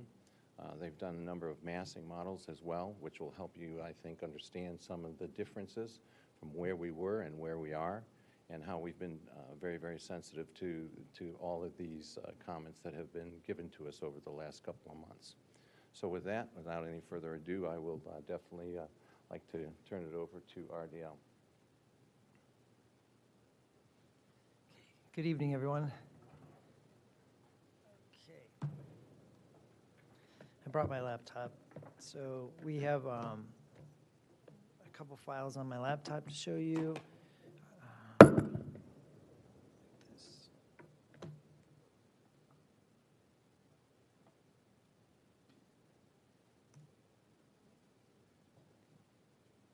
My name is Greg Soltis. I am from RDL Architects.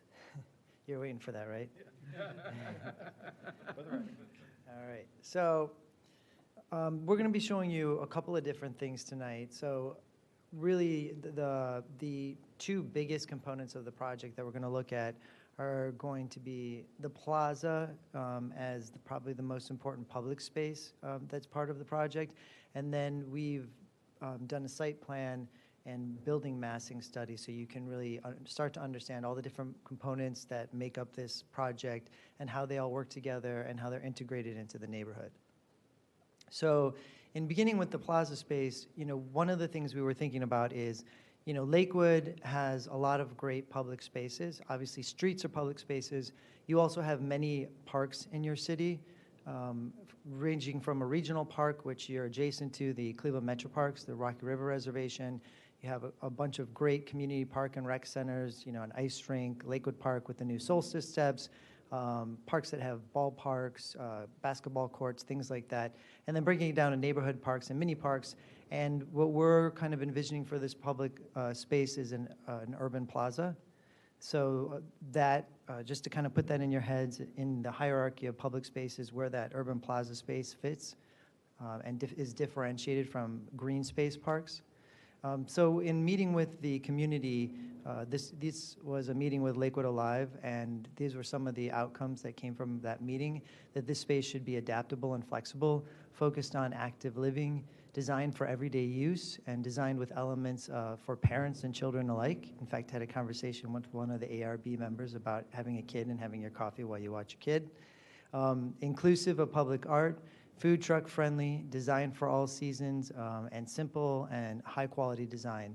The space should not include too much fencing and should not include only permanent fixtures.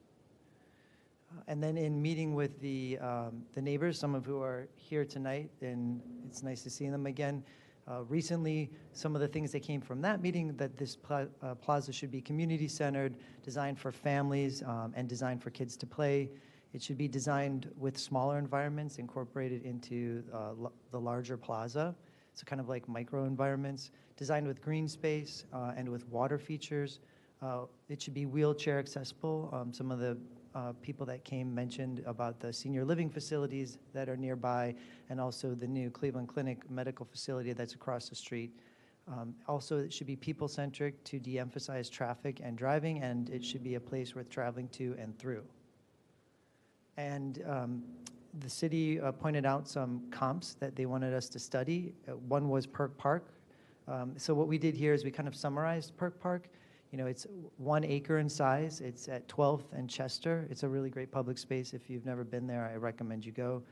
It was originally built in 1972. There was a building there that was demolished. It was updated in 2012, and the concept for the new space was a forest and meadow. And then what we did is we looked at the space, and I've been in the space a million times. I love this space. And we looked at some of the features. So there's shade trees, a grassy lawn, planted mounds, a wide open lawn that people can play on, a sculptural knoll, clear lines of sight, scheduled or secluded seating areas that are embedded within the grove. There's arcaded pergolas that are actually aligned to the buildings around it, so it's very sensitive to its context. A grid of light wands that actually provide a really nice glow at nighttime that really extends the use of the park, throughout the day and night. Multi-textured ground surfaces, and also multiple seating options within the park. This is a plan of the park. It's important to keep in mind that this is a 1 acre site. The plaza space within One Lakewood would be a half of an acre. So you can see here that concept of the meadow and the forest, kind of splitting it half and half. And most of the seating around the edges of the park, because people like to sit in places where they feel secluded, kind of on the edge of things, and then watch other people in the space. And then the other space was Market Square, which is a much more comparable space size-wise, in that it's a half an acre also. This is in front of the West Side Market at West 25th and Lorraine Avenue. It was originally the Pearl Market and opened in 1840. It was in 1912 that the market got demolished, and this became a square when they built the new West Side Market. So the concept for this is really like a harvest market, and it really kind of serves as an extension of the West Side Market, and really is designed more to, so you can have like farmers markets and sell things in the space and have events in the space. So it's mostly a hardscape surface, but it does have really nice gateway features, gateway elements that lead you into the space. Again, clear lines of sight, because that's important for safety. Has a performance stage, a large central plaza, multi-textured ground surfaces, and multiple seating options. In this particular space, there's always usually a lot of movable furniture. So we started thinking about this space, and we thought, like, what are our aspirational goals? And one of the things we want to do is rediscover and reclaim the public realm, in the sense that, urban plaza spaces, especially in American cities, are not always readily available to the public, especially usable, well-designed, passively programmed urban plazas. We want this also to be a benefit to Lakewood, and socially, culturally, and economically, so talking about 3 of the most important aspects of human life, and we want it to be the center of urban life. in Lakewood, and which is befitting of the space because it's in downtown Lakewood, the center of your city. And just thinking some of the specifics, you know, we want it to obviously to be beautiful, attractive, but we also want it to be competitive, to make Lakewood more competitive. We want it to be people-centered. We want it to be a place that people can actually interact with and explore. We want it to be high performance. We want it to be for all people at all times of the year, which is also another very important thing we thought about. And Wi-Fi, obviously, because then everyone will go there no matter what. And so, right, if you can access Wi-Fi. So then we started to hone this down into a purpose and start thinking of it more from conceptual, that we can, you know, design use a concept to design around.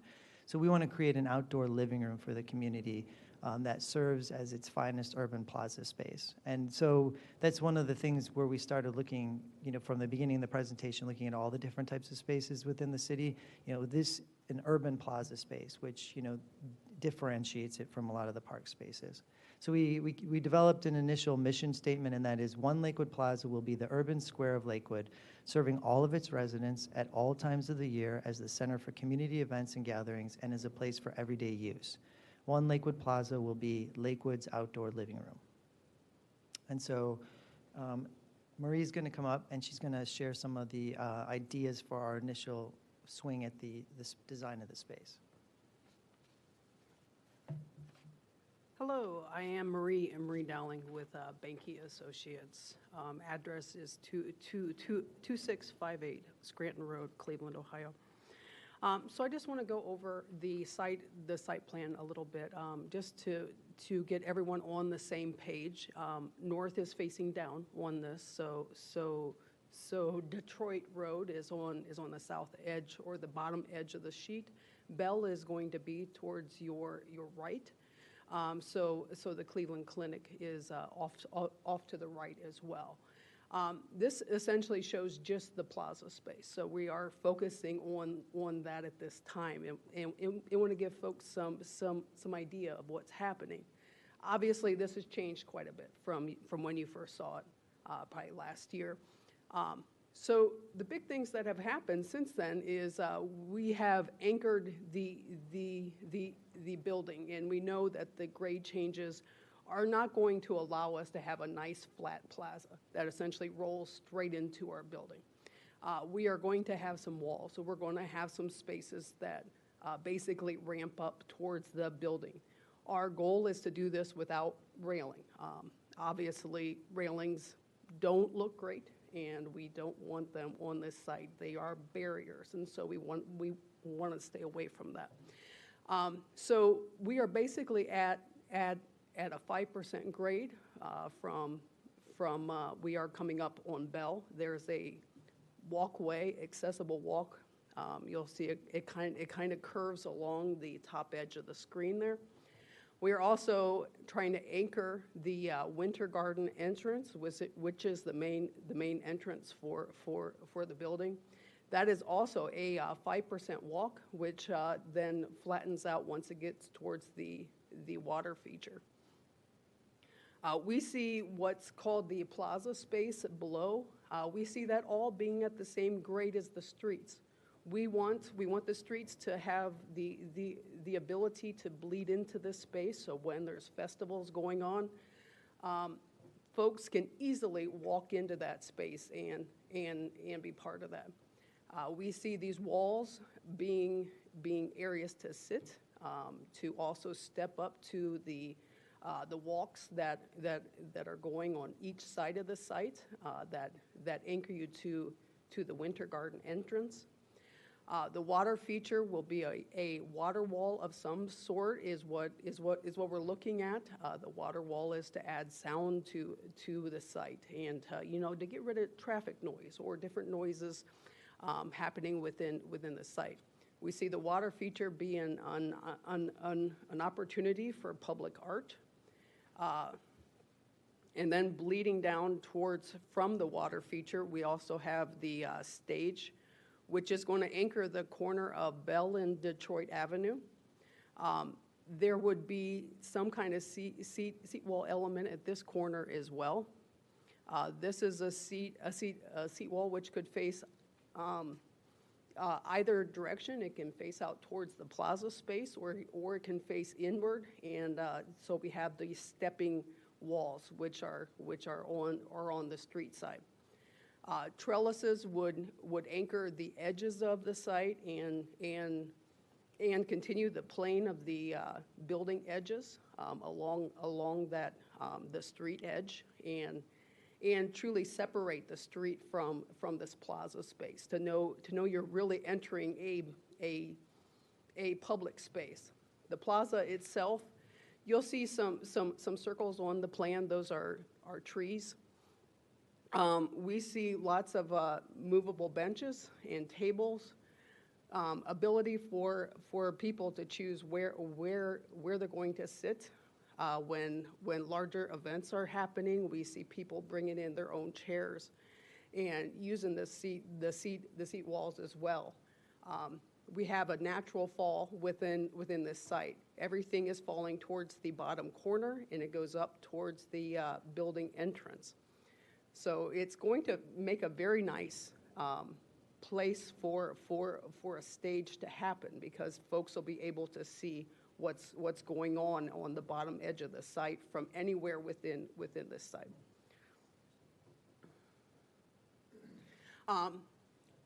Along the top edge of the site, we see these as the restaurant spaces. And so these are outdoor dining spaces that we see happening along these edges. We see the ability to add a possible jewel box to extend the restaurant spaces into more of a four season type of experience. There would be a wall that would wrap around that top edge of the restaurant space. The wall would be right around 6 to 8 feet right in this area. So we look at this as a possible area for a restaurant to put a name, or a public art opportunity to happen. The views from this area should be excellent anywhere throughout this site within the overall site. So along this left edge of the screen, so we see this tree line walk that comes up to the Winter Garden entrance. So we see the possibility of people to enter the businesses then from this site as well. Because of the sloping walk, we're going to have to look at how people get into that site. So those things are still being worked out. Public art, I think I've mentioned that the water feature could be a public art opportunity. We could have a public art opportunity along this wall. We see the stage as a possible public art opportunity, the trellis as well, on both sides.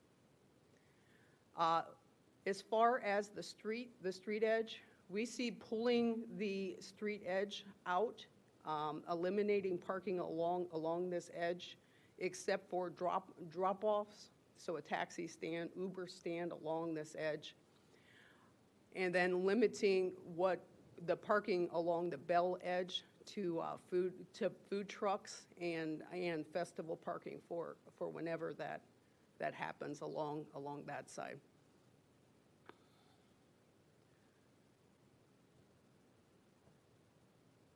And I believe I've covered every piece of this. Oh, yes. This arrow? So textures along this site. As you've seen, we really aren't showing anything yet what the pavements are going to be. We see this linear more look, this being the long access, this walkway that you're trying to move people towards this building entry. So this type of pavement pattern works extremely well for folks moving in a straight line. For the walks which are curving, we see something more like this, but nothing is final. I want to be very clear with that. As far as the walls, we see something that can change in shape. has the ability to keep folks off of the wall that shouldn't be, like a skateboarder with little notches such as this. Bench opportunities worked within the seat wall, so we see opportunity then for planting as well.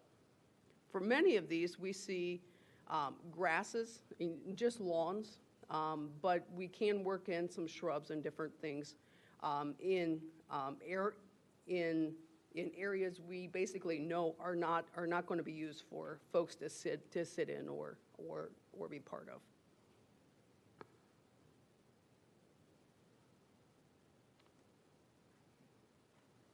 Okay, so this next session, we're going to go through the site plan and the massing study, and this is Meg from RDL as well. Hi. So this is the revised site plan. You know, after we had our community meetings, we definitely realized we needed to go back and look at a few of the elements incorporated into our site plan. Some of the major concerns, especially that the residents on Bell and Marlowe had, were the southern buffer, the apartment building height, and the walk-up unit setbacks. So, okay, so for the first one, for the southern buffer, what we originally had, this is shown in our bottom right-hand corner, is we had our drive access going around these walk-up or townhome units, and that was immediately on the southern border next to our residential neighbors. So some of the neighbors had concern with that, about the noise with the traffic. So what we did, and this is in the proposed site plan, is we actually internalized that alleyway. So we essentially just flipped these walk-up or townhome units so that instead of fronting into the site, they now front to the south of the site. And then that allowed us to create something we think is pretty special, a really nice pedestrian walkway with landscaping. So originally what we had was more of like a 5-foot setback with this drive alley. And now what we have is from our southern edge to the front porches of these units, we have at least 20 feet. And in some cases, we actually have 30 feet. Another issue raised by the residents, everyone's really concerned about the apartment height. So down here, you could see in our original site plan, we had a T-shaped apartment building that was coming off of our parking garage, and it was 9 stories. So what we did is we went back and took another look at how we could reconfigure the apartment building to help lessen the height and some of the massing of the building. And Greg's going to walk us through, we updated our massing model, so that will better explain some of this. But just quickly, we now have our apartment building that's immediately adjacent to the garage at 7 stories, and that is stepping down to a 4-story and then finally a 3-story apartment building. We were also able to reduce the size of this building because we have some preliminary information back regarding the residential market analysis, and they are telling us that we can incorporate more 1-bedroom and studio apartments than we originally anticipated. So that helped to shrink down that apartment building size. And finally, also, there was concern about the walk-up setbacks. They're not having enough of a setback as we moved to the south. Originally, we just had a pretty consistent street wall as we were moving south.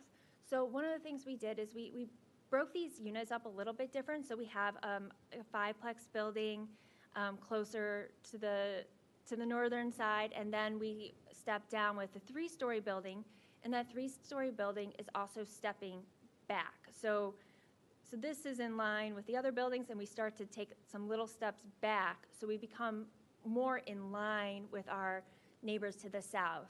So now, this isn't exact, it's off Google Earth, so this is about the house next to us here. We're about 5 feet difference from the face of our building to the face of this house. And up here, it's a little bit greater, it's just under 8-foot difference. So what we also did is we went back and we're showing you now every level of the project. And this is a little bit confusing because of our grading differences throughout the site. you know, the first floor of the retail is not the first floor of the residential units. So, yeah, we did about like a 10-foot increment here of every level of the project, and that starts with our lower level parking garage, and then up the next one here, this is at grade with Detroit. This is the plaza level. The pink is still retail. The layout appears really similar to what we had before. The green's the winter garden, and then we're transitioning back into the garage in the residential area. The next level up, this is the first level of our residential units. And then next level up is the second level of the retail. And that does have a bridge connection to our garage over our new alleyway that we're creating. And then the next level above that is the first level of the office. This shape is a little bit different than what we originally showed. This is showing a larger footprint, and this is on the same level as the bridge connection to the garage. One of the things that we did do here, it's a little bit hard to see, but instead of aligning the office facade on Monroe with this retail facade below, we're actually starting to step it back. So this is stepped back 5 feet. And we know when we went to our community meetings, there wasn't as much concern with the massing and the building heights in this northern section of the site. But when we're starting to look at what's across from it, we wanted to just be a little bit more contextually sensitive. So even if we go up to the second, third, and fourth levels of the office, you can see even how much we're stepping back. It's in excess of 20 feet. So we're trying to be a better neighbor to the surrounding context. And then you can also see how on this floor, we're starting to lose some of the lower wings of the residential building. And then finally, this is another new item that we're incorporating into the design. And this is sitting on top of the office building. It's 4 stories, and we're proposing to have apartments or condominiums located in this portion of the site. We, in the past, did not have apartments or condos in the northern portion, but you know, by moving some of the units up in this area also was another factor why we were able to reduce the height and the massing of our apartment building on the southern portion of the site. And then we just also updated our zoning plan. So, you know, again, quickly, we're showing some pedestrian. This is very similar to what you've seen before, but this is different here in the southern section with how we reconfigured the pedestrian walkways. And before we had one major east-west connection across the site. And now you can see we have our main pedestrian connection along the south, but we also have these other connections cutting through the site in some different locations. This apartment building, it's interesting because on the upper floors we're connected because we have to do that for circulation and the use of the elevators. But on the ground floor, we are incorporating these private entrances for the ground floor units. And so there's a connection, pedestrian connection that's not going through the building. This is just open underneath the upper floor connector. And then down below, again, this was originally a 5-foot buffer. It's been increased to 20 feet. And then our residential setback along Monroe and Bell was originally between 0 and 10 feet. And now we increased that to 20 feet to allow for a greater setback, like a maximum setback of 20 feet to allow for a greater setback down at this end, the southern end. And again, this is showing some of our open spaces. Plaza's still in the same area, and we still have a fair amount of like lawn space and green space and pedestrian connections. And similar, and we also just updated our coverage and proposed plan, which is very similar to what we showed you in the past. I want to walk through, and then so we updated our massing model because I think this really helps to see everything in 3D, so everyone can understand how we're stepping some of the buildings and understanding the scale of the project. Yeah, so what we're going to do is we're going to kind of start with kind of looking at aerial images as we rotate around the site. But some of the things that Meg brought up when she was talking about the site plan to you is this pedestrian paseo that cuts through, so it's pedestrian only. There'll be plenty of opportunity for landscaping and buffering here, and these units here will face forward, so you'll actually have like front stoops that face here. It becomes like a residential pedestrian alleyway, if you will. Also, you can see here how these units step back to become closer in line with the facades of the single-family units to the south. And then in the center of here, you can see how we've pushed a lot of these units up against the parking garage, which actually provides a nice shield of looking at the parking garage. So you're going to see a nicely articulated building instead. And then we go from 7 stories, reducing down to 4 stories, and then down to 3 stories. So really from the street, you're not even going to really see this building back there. You won't be able to see it when you're walking or driving down the street here. Some of the other things, you can see how these liner units come, and then the building steps back here. So that step back does a number of things. It reduces the mass of the building from the street here, but it also provides opportunity for terraces. So these living units can open up towards the street. They're going to have really great views of downtown and the lake. And the other thing I want you to notice as we're looking through these images is how we've really reduced the massing of many of these buildings, and in comparison to like Lakewood Center North and the Wesley, yes, the Wesley, and some of the other towers around here, it's actually smaller than these buildings that are existing. So this is the view looking northeast. And this slide shows many of the same things I talked about on the last slide, but it also shows the relation of the clinic, and as the Bell opens up to the plaza here, and how the building steps back some here. It's not as important on this side of the street because we have a commercial neighbor, but these condo units, I said in the last meeting, I would love to live in one of these. I can't afford one yet, but maybe someday. Those are going to have great views. This is looking east on Detroit towards downtown. This is the plaza space. You can see here how it does open up. One of the things I want to point out here is, you know, these existing historic commercial buildings that are on the street, the way we've designed this is it steps up, taking cues from the height of those buildings, and it steps up and steps back as you go up, creating this layering effect. But this height right here relates to the clinic building here. So while it's a subtle thing that people will not necessarily acknowledge consciously, subconsciously people are going to notice that connection as we're linking everything together and really unifying this space. I just want to note too that the plaza here, it's just shown as flat. It's just an image put down onto our massing model. But in actuality, there'll be some more, you know, grading and terracing of this area. It'll be more dynamic than what's currently shown. Right, the natural topography goes like this, and it's higher up here, and it kind of steps down as it goes here, which informed the design of the plaza that Marie had shown you. So this is looking west on Detroit.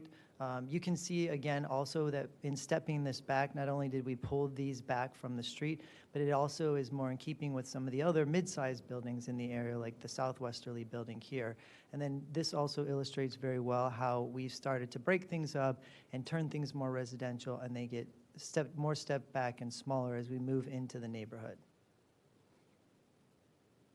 This slide is looking south. Again, you know, this shows how this kind of swoops up and connects these buildings, you know, to this building there, and really encloses the site, and how the buildings step back here. You know, you can imagine if there's an event in the space, you know, if people that work here would be like, okay, we're going to stay late, we're going to get beer, and come over, we're going to watch, you know, the lighting of the Christmas tree, or whatever's going on in the plaza. It's going to be a really great space because it's going to have many layers vertically that allows people to participate and be part of something really exciting that happens there. And this view also really clearly demonstrates how we turned the office building, so it's coming north. Before we just had the office, just a bar going east and west, but when we turned it north, that's what allowed us to step it back away from Marlowe. And it also shows, I think the next slide is more zoomed in. So you can see that. You can also see these pathways that we have that kind of lead through the space towards the winter garden, you know, and these walls will be permeable. God bless you. Will be permeable, and there'll be plenty of opportunities for people to linger and sit out here, and really just, you know, make this a very active place, the living room, where people can hang out and meet their neighbors. this is looking north down the alley street we're creating, and one of the things that we're really illustrating here is how we've tucked all the service in the back of the building off the alley, so it's not going to be visible from Bell or Marlowe or Detroit. Also, as people come to this site, people that are working here or shopping here are going to drive in this way, and they're going to enter the parking garage, and then they're going to go into the Winter Garden in this bridge here, or into the office buildings from a higher level. Residents will be able to drive back, and there's another entrance that they can enter. And then also this kind of starts to show the liner units we have on the garage and how we started to create some variation in the space. These, you'd walk up to enter this unit, you'd walk down. These units are half below the street. So I don't know if you've been to Brooklyn or Philadelphia, but those are those really cool units where you have like a lowered sunken plaza space. This is looking north on Bell, so it illustrates how these step back, and you can see the condo tower here and Lakewood Center North in the background. And then looking north on Marlowe, again, illustrating how we've stepped these units back so that the street wall starts to become more in line with the single-family units here.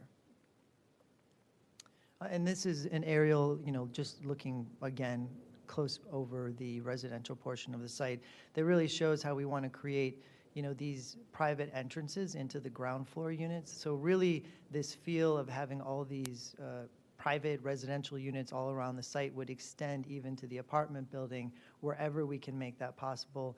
Plenty of green space here for additional outdoor public space. And this is one connection where people can cut through the block and walk that way. They can walk through the block right here, and then they can also walk through the block right here. And we've talked about how we would also take this inside street and start to break it up and create more green space or make it really usable for bicycles and cars and people all at the same time. We're looking at Wunurfs, if you've ever heard of them.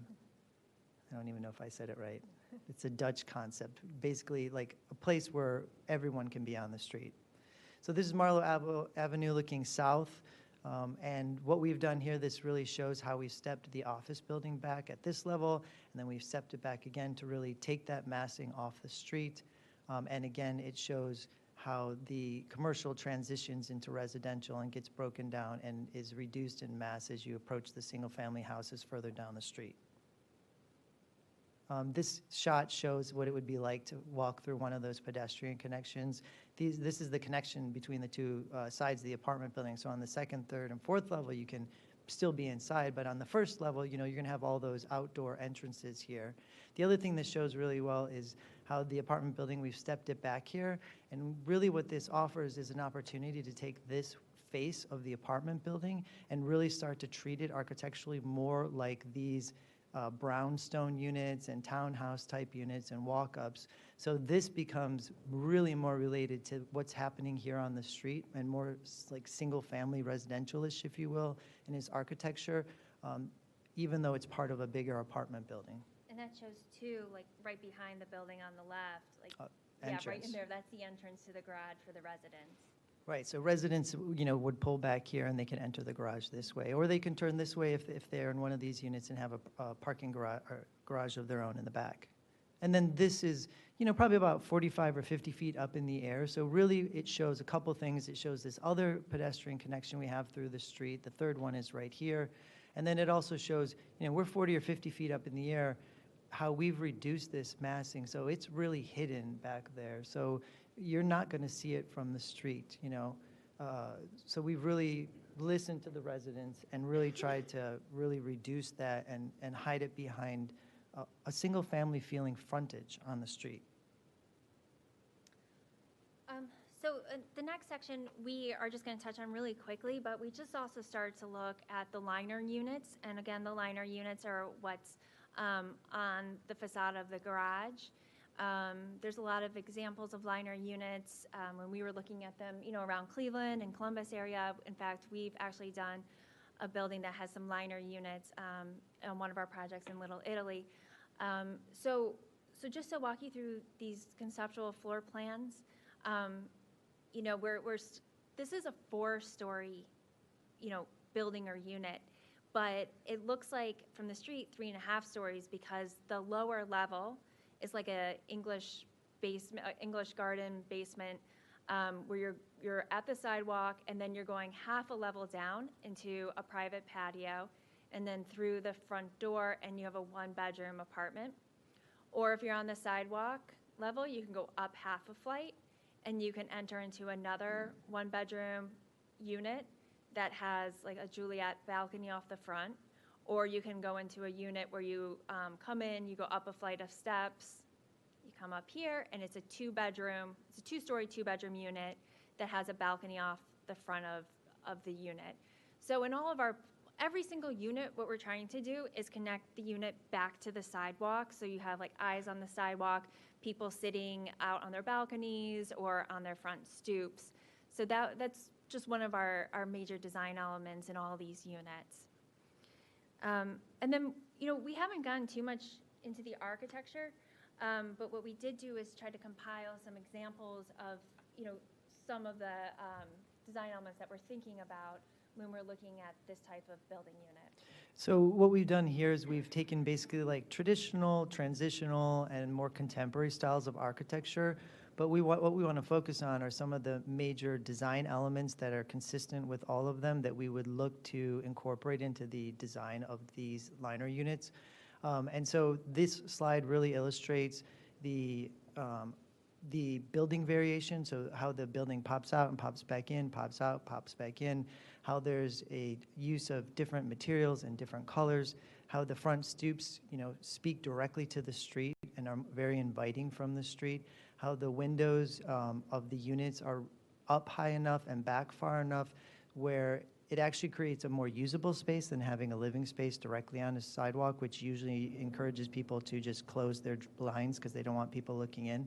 So we're thinking about all these different ways that we can really create an architecture that has a conversation with the street and is a part of the street and a part of the neighborhood.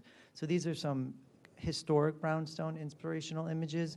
These are a little bit more transitional in nature, but again, here you see, stoops, living spaces that are appropriately separated from sidewalks to encourage more use, and just really nice architecture. And then, we get even more modern in these last few images. So the architecture is not pinned down yet. It's something we're working on, something we're looking at. We're going to get input from the city and from the community and design, from that. So really our next step before we even start to design the elevations is to do an architectural survey of the neighborhood to start to pick up on things that we'd want to incorporate into our design based on like the context of the neighborhood. But so we're really still in the massing portion of our design, but we're starting to slowly transition into some of the architecture. We'd be happy to answer your questions, hear your comments. I have a question. You had mentioned that you added, and I love the significant mix, that you added what you referred to as condominiums. How many units are you looking there? And are you actually planning them to be condominiumized? Ownership? Yeah, I can't answer. I think we have about 12 to 16 right now. Yeah, we have 12 to 16 for sale units. I think it's important to note that what we did there at the tower is a function of the fact that we reduced the scale out to the southern end. So the lost units that we got from that reduction in scale, we brought to the front of the project where it was probably more contextual in its placement. But those would be condominiumized, yes. I mean, in effect, they would be fee ownership. And that's one of the, I think, selling points that we're going to pursue and we've identified in our marketing effort. The marketing research that we've done has identified, as Meg had indicated, that there were some studio and single bedrooms, but so were there 2, even 3, and obviously for sale units that make up a mix that we think will create the proper synergy for this particular residential component of the project. Sure.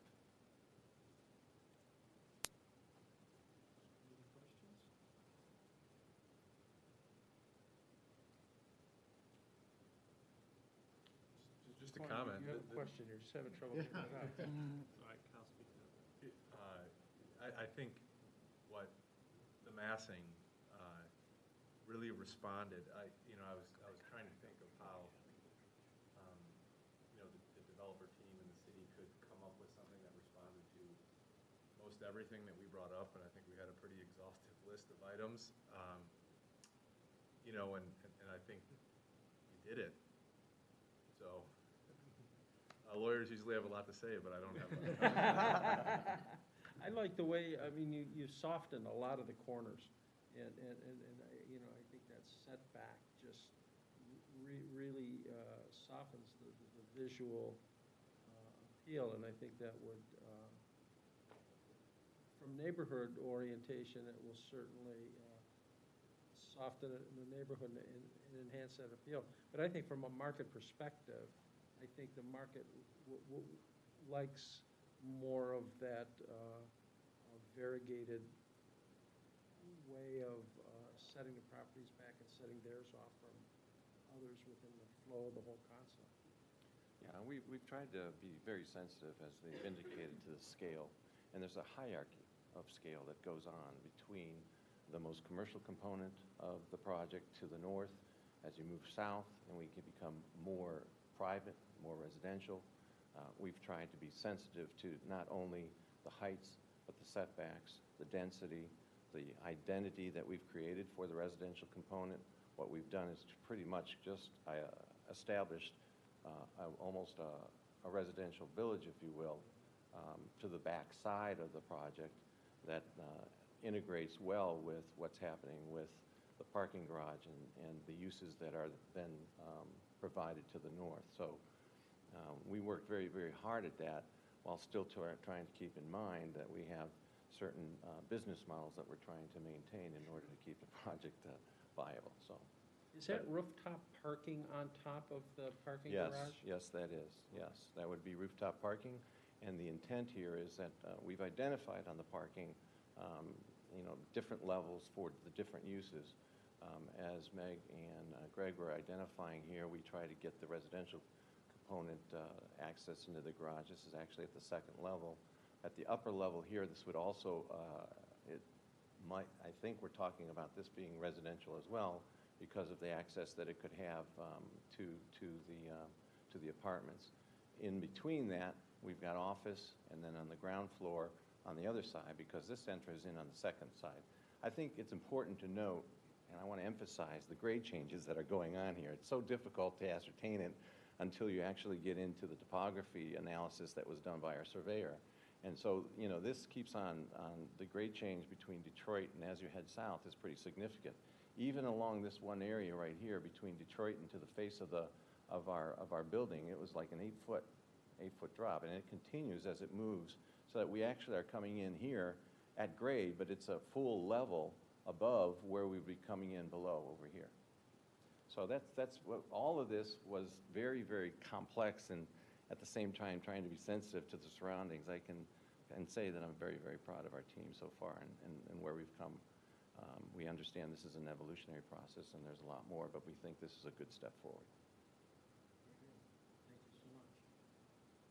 Does anyone else have any questions? Any comments from the city? No, Mr. Chair, you can open it up to public comment. Okay. Anybody from the community like to make some comments? You can't comment on your own thing. I know. God forbid the power should go out before, so here we go. There you go. Please cite your name and sign in, please. I don't want to move this here, Will. There. We're good now.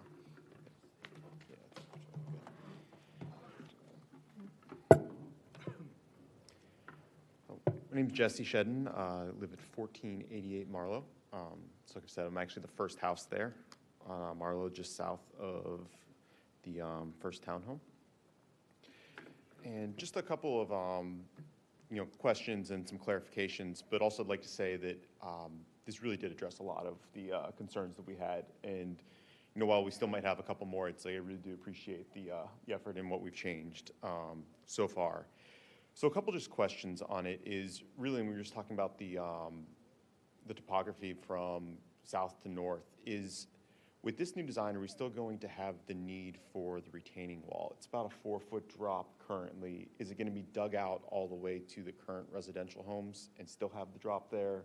Or really, how's that going to work, especially with this walk through? Will that be, will it be a setback from the residents to the retaining wall and then the walk through, or just how that will lay out? Or will the walk through be on top of any type of retaining wall? I'm not sure how that's gonna play out. Just and then a small thing that I've been looking at every time on here is this actually is always missing our driveway and garage, which is north of that's the it's just north of our house on that side. So it is a lot closer to everything than it shows here. You did. You did. Actually, I didn't notice that.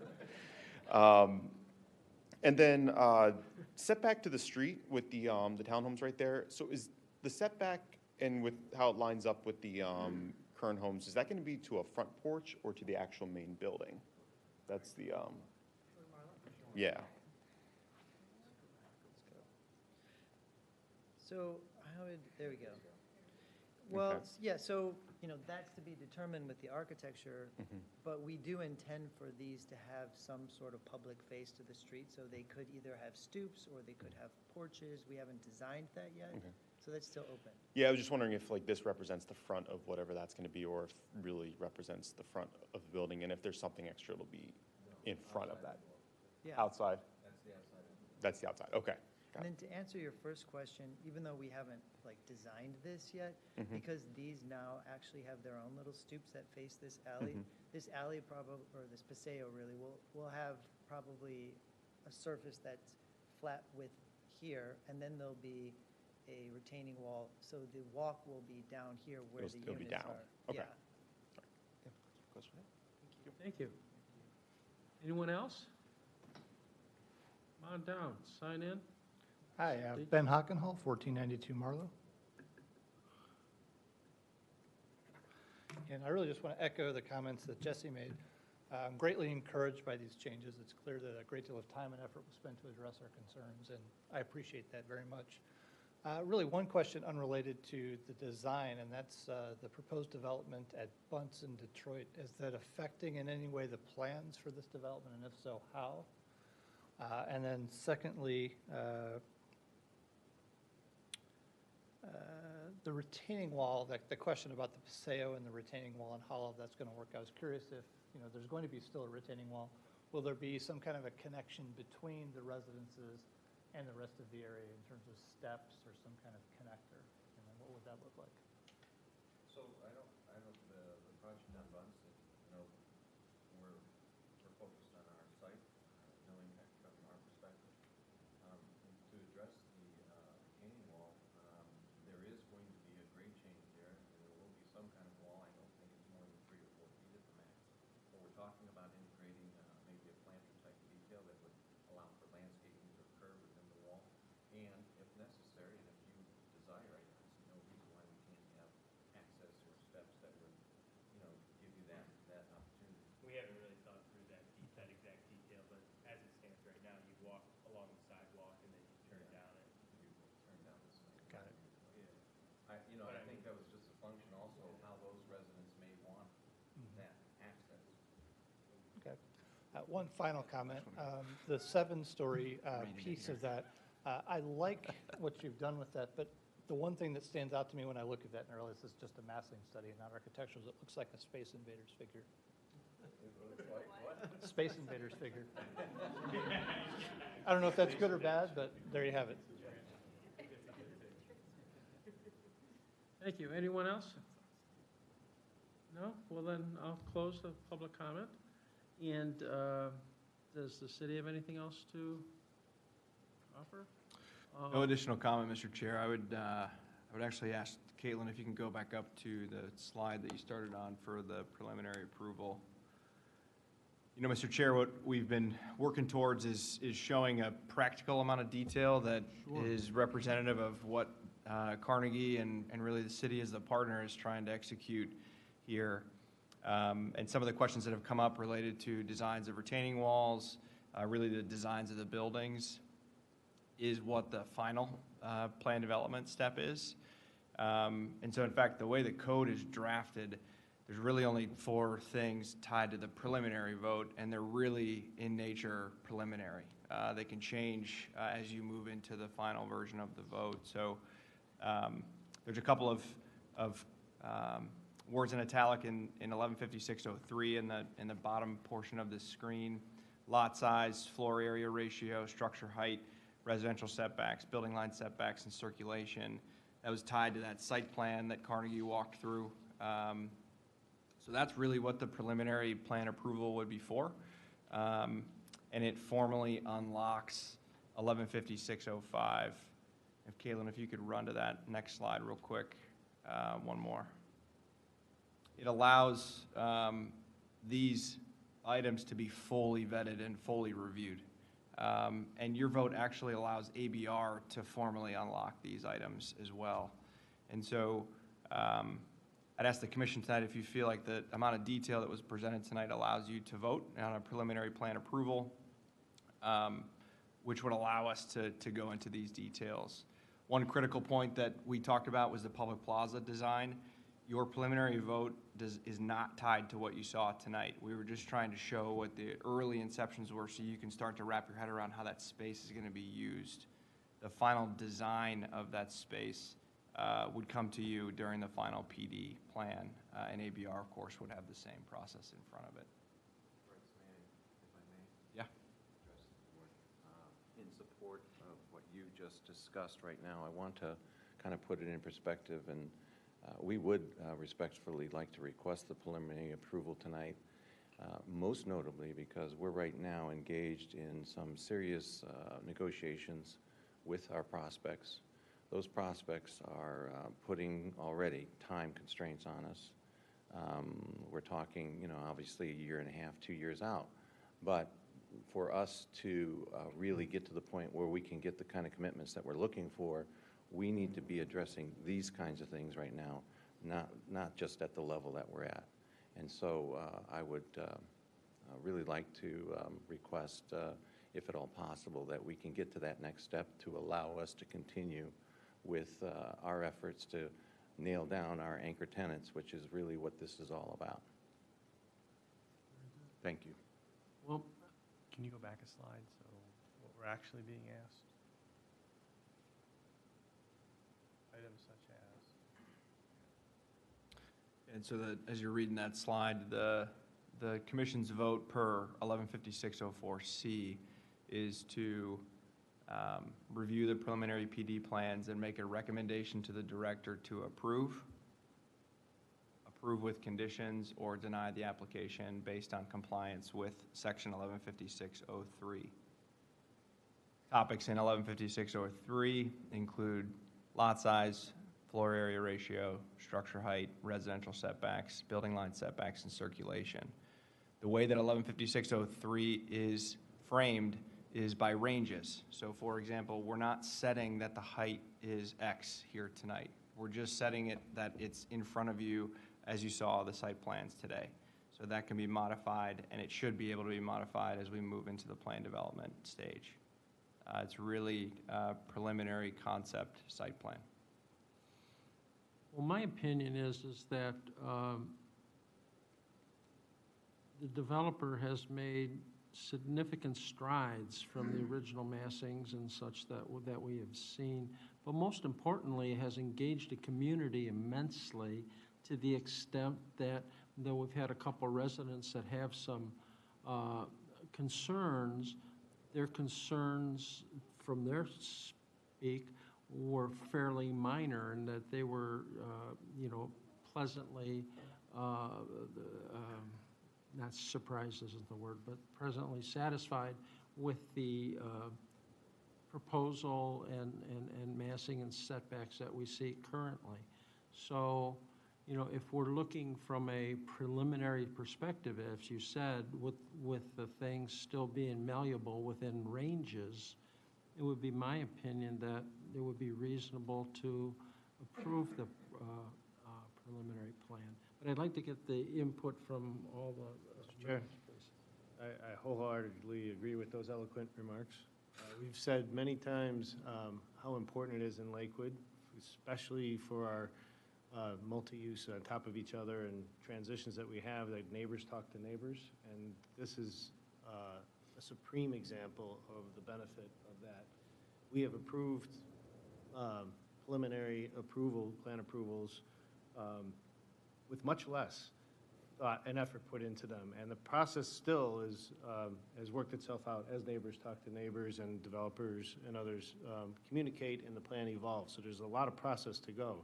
But I'm really very pleased and actually surprised in just the best way that this has moved to where it is today. I would echo your opinion that this is ripe for approval.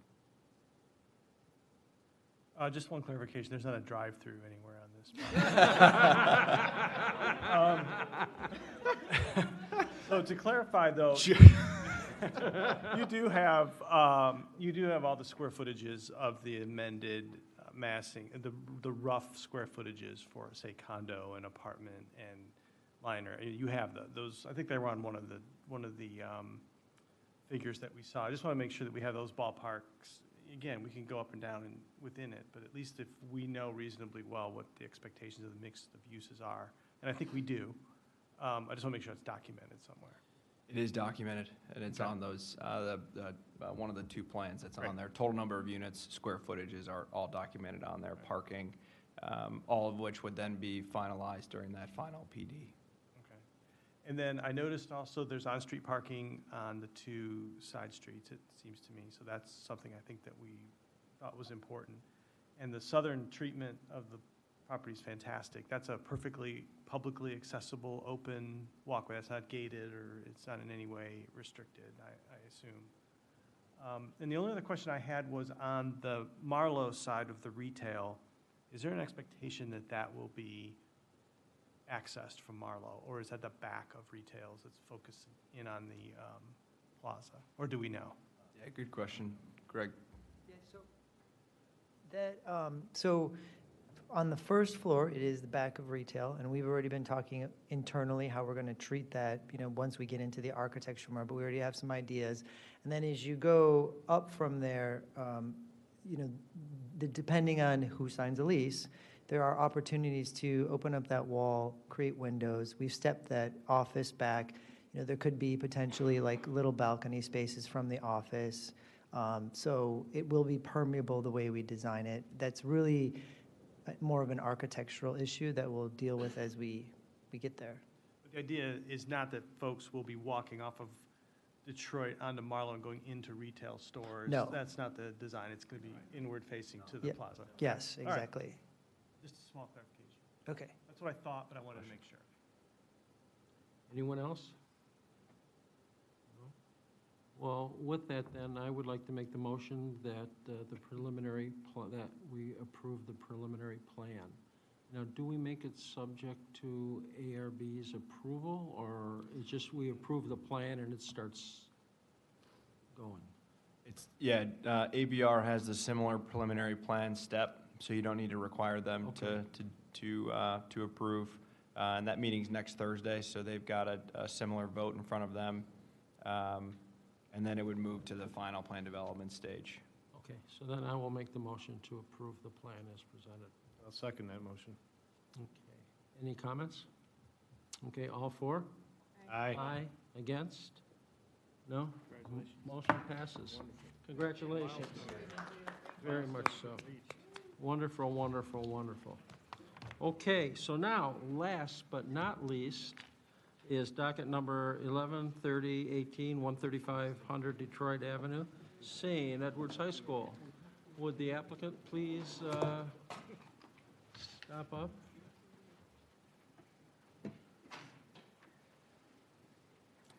Good evening. Mickey Rashowski, architect with Westlake Reed Laskowski, DLR Group.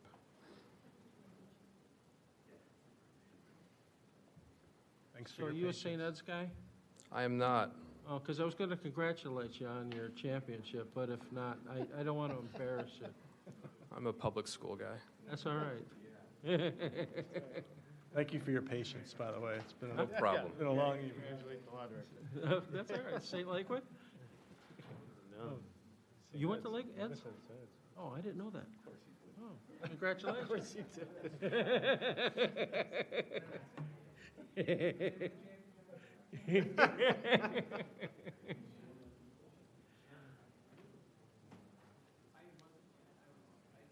Okay. So up to this point, we have adjusted our plan based on comments here at the Planning Commission. And good evening to you, and almost happy Friday.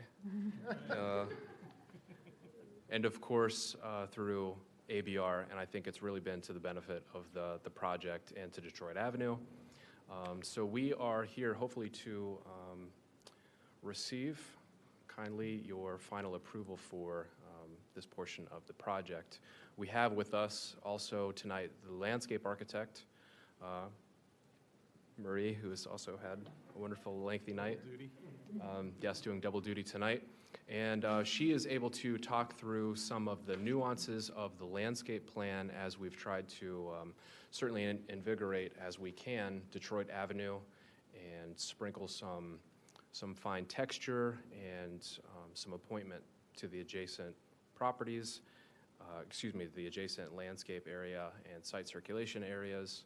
So we'll talk through that, but I think as the general highlights of what we've spoken about in past discussions is the transit waiting area, or the area that's located around that drop-off, or the curb cut on Detroit Avenue. It's currently just a placard on a post that announces where the bus stops. So we are proposing that is more of a transit waiting area that would receive finer textured landscape that is complementary to the rest of the project, and some benches so that it is an area for respite, a little place for pause, and there's a little bit more dignity, a lot more dignity, I'd say, surrounding that bus stop location. The connectivity from the main public sidewalk running parallel to Detroit and guiding people and welcoming them onto the plaza, which ultimately gets you into this new Commons building. Sprinkling some more texture along the south facade where we have a little plaza that we had discussed last time, but now we're seeing that in a little bit more detail and some nuance. And then as we sweep around the building to where that plaza is that feeds off of the Commons building. And then, of course, we have the parking, which is, I think, what really we're here to talk about. And since our last discussion, we have reduced the amount of parking by 2 spots, and that is mainly because we previously had a row of parking spots that were facing inward to the school. And what we've done is we've lost those, but created more of a queue line and a true drop-off. So although we are losing 2 spots, we do think that the site circulation is now going to flow much more easier. So we're not going to have cars queued up or backing into each other and creating more of a choke point in that area. So we should see the flow work a little bit more smoothly, or a lot more smoothly in that area, which again should be the benefit to this corner. I did make mention last time of Osborne doing a little bit more of a traffic study, and in speaking with them, their professional judgment was that because we're not adding new program to the space, we're effectively taking space that's in the basement and we're elevating that up onto the ground level. We're not incurring more student use. There's not going to be more cars that are using this site. It really is shifting some portion of the school to another place. And we're not inviting more cars to this particular area. So in that regard, the professional judgment was that there would not be any change required or recommended to either the curb cuts, the locations, the quantity, or the flow within the parking lot once you get there, aside from that change that I mentioned with making the drop-off more accessible and easier. So with that said, we've left it as is in terms of the balance of the parking area, and just made slight tweaks to parking lanes and flow within that western parking area. So if I could invite Marie to come up and maybe just talk about some of the landscape at a high level, and then happy to take questions. Welcome back. Thank you. Again, Marie Dowling with Benke Associates. So just want to talk a little bit about this. We're just trying to soften this edge as much as we can, and giving places for people to gather. And knowing the kinds of kids we have here, these are essentially like a small college. I mean, they want to all gather in the same places. So truly looking at benches where multiple kids can gather, or even folks walking down the street. So looking at those sort of benches, and then as Mickey said, we're trying to soften the edges around the building, and not make it so harsh, because the new building is pulling fairly close to the street. So soften the edge as much as we can, and hopefully this continues around the building in the future as well. But at least this new addition, and also looking at a more pronounced entranceway along the edge of the building, which would be on the top of the screen or the north edge of the building. So that walkway is shown, and has some green along it as you're going into the gym or you're going into the school, as that's how most of the people get into the school. We're also showing some bike parking, because obviously a lot of kids are going to bike to this. That's going to happen. We're trying to mimic what we're showing right at the building with the seating and gathering areas in the bus transit. So very, very similar. We're trying to make this look like a campus, and so things should look the same. So these gathering areas should look similar. And then also looking at some brick pavers in the outdoor dining area as well. That would look good against the building that's been shown.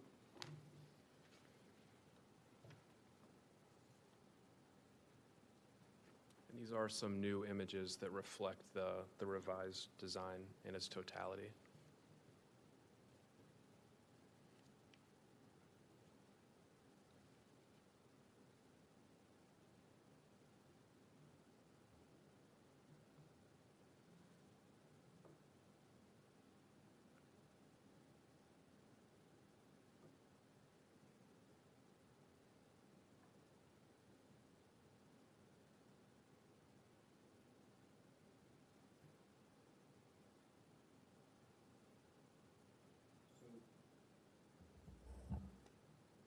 Mr. Chair, I think maybe we could just kind of recap where we were last month,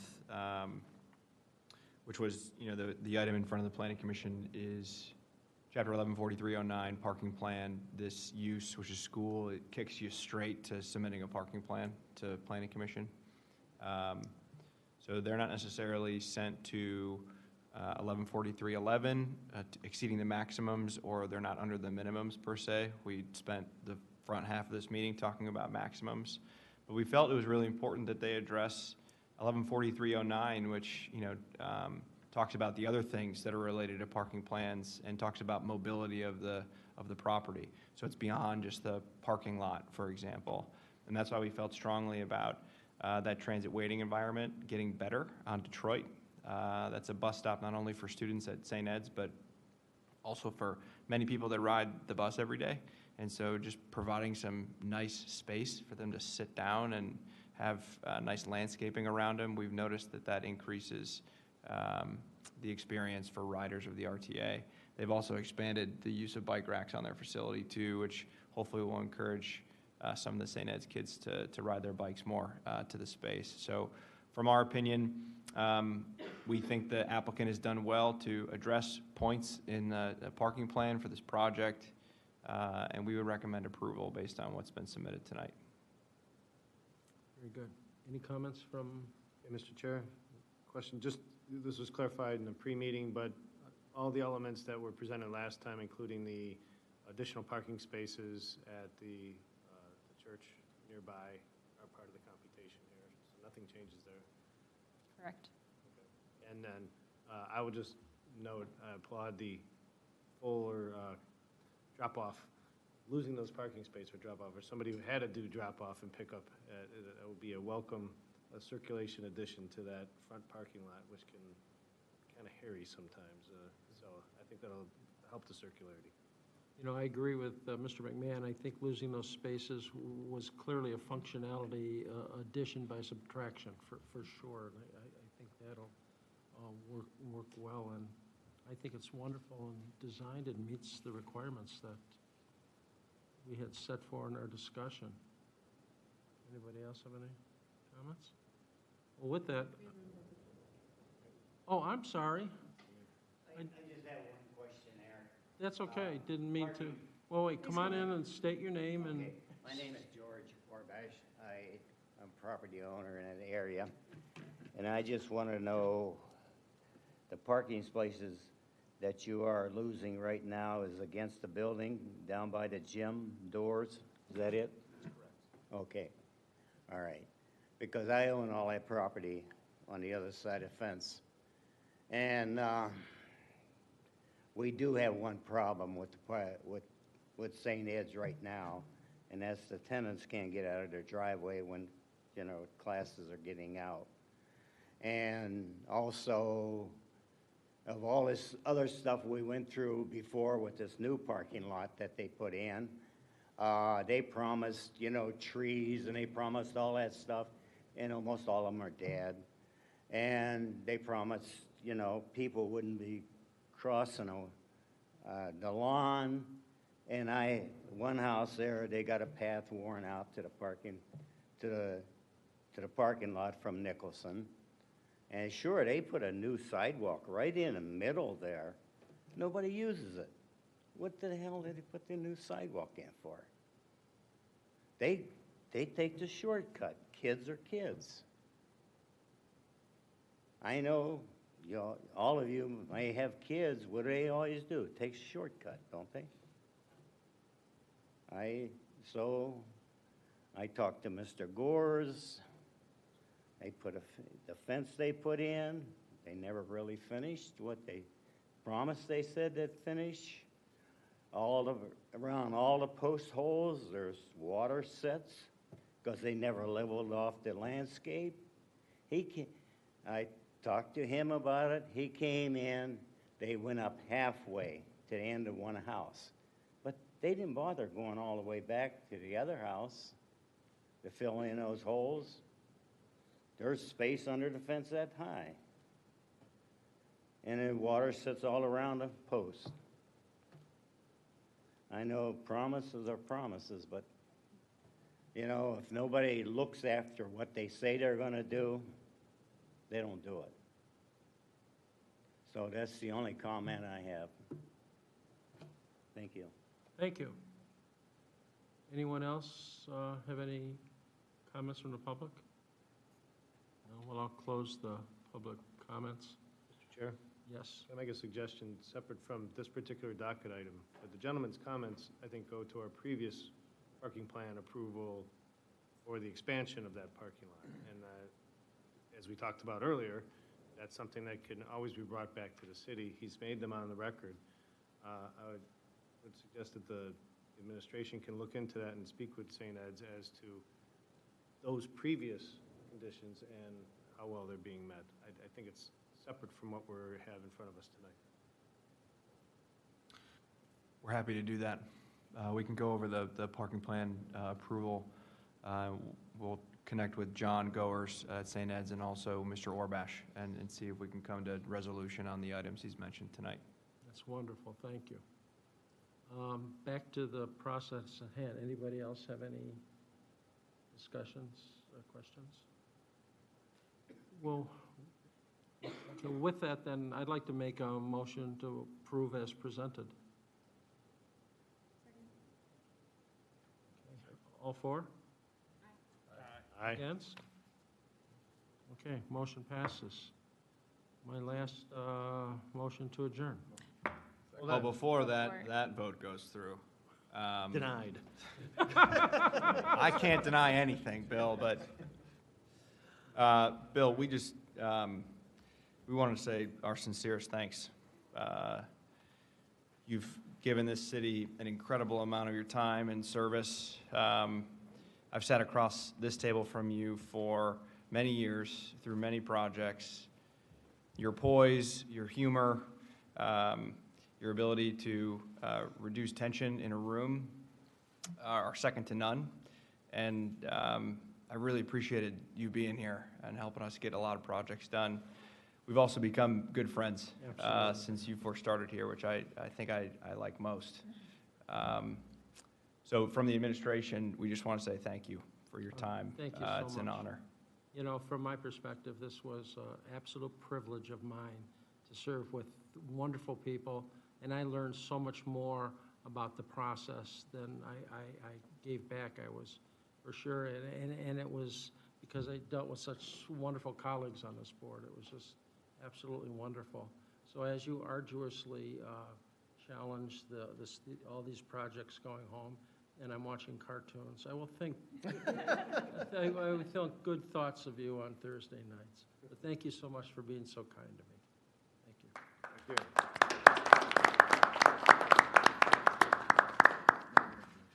Huh? Oh, motion to adjourn. I'll say it second, and aye.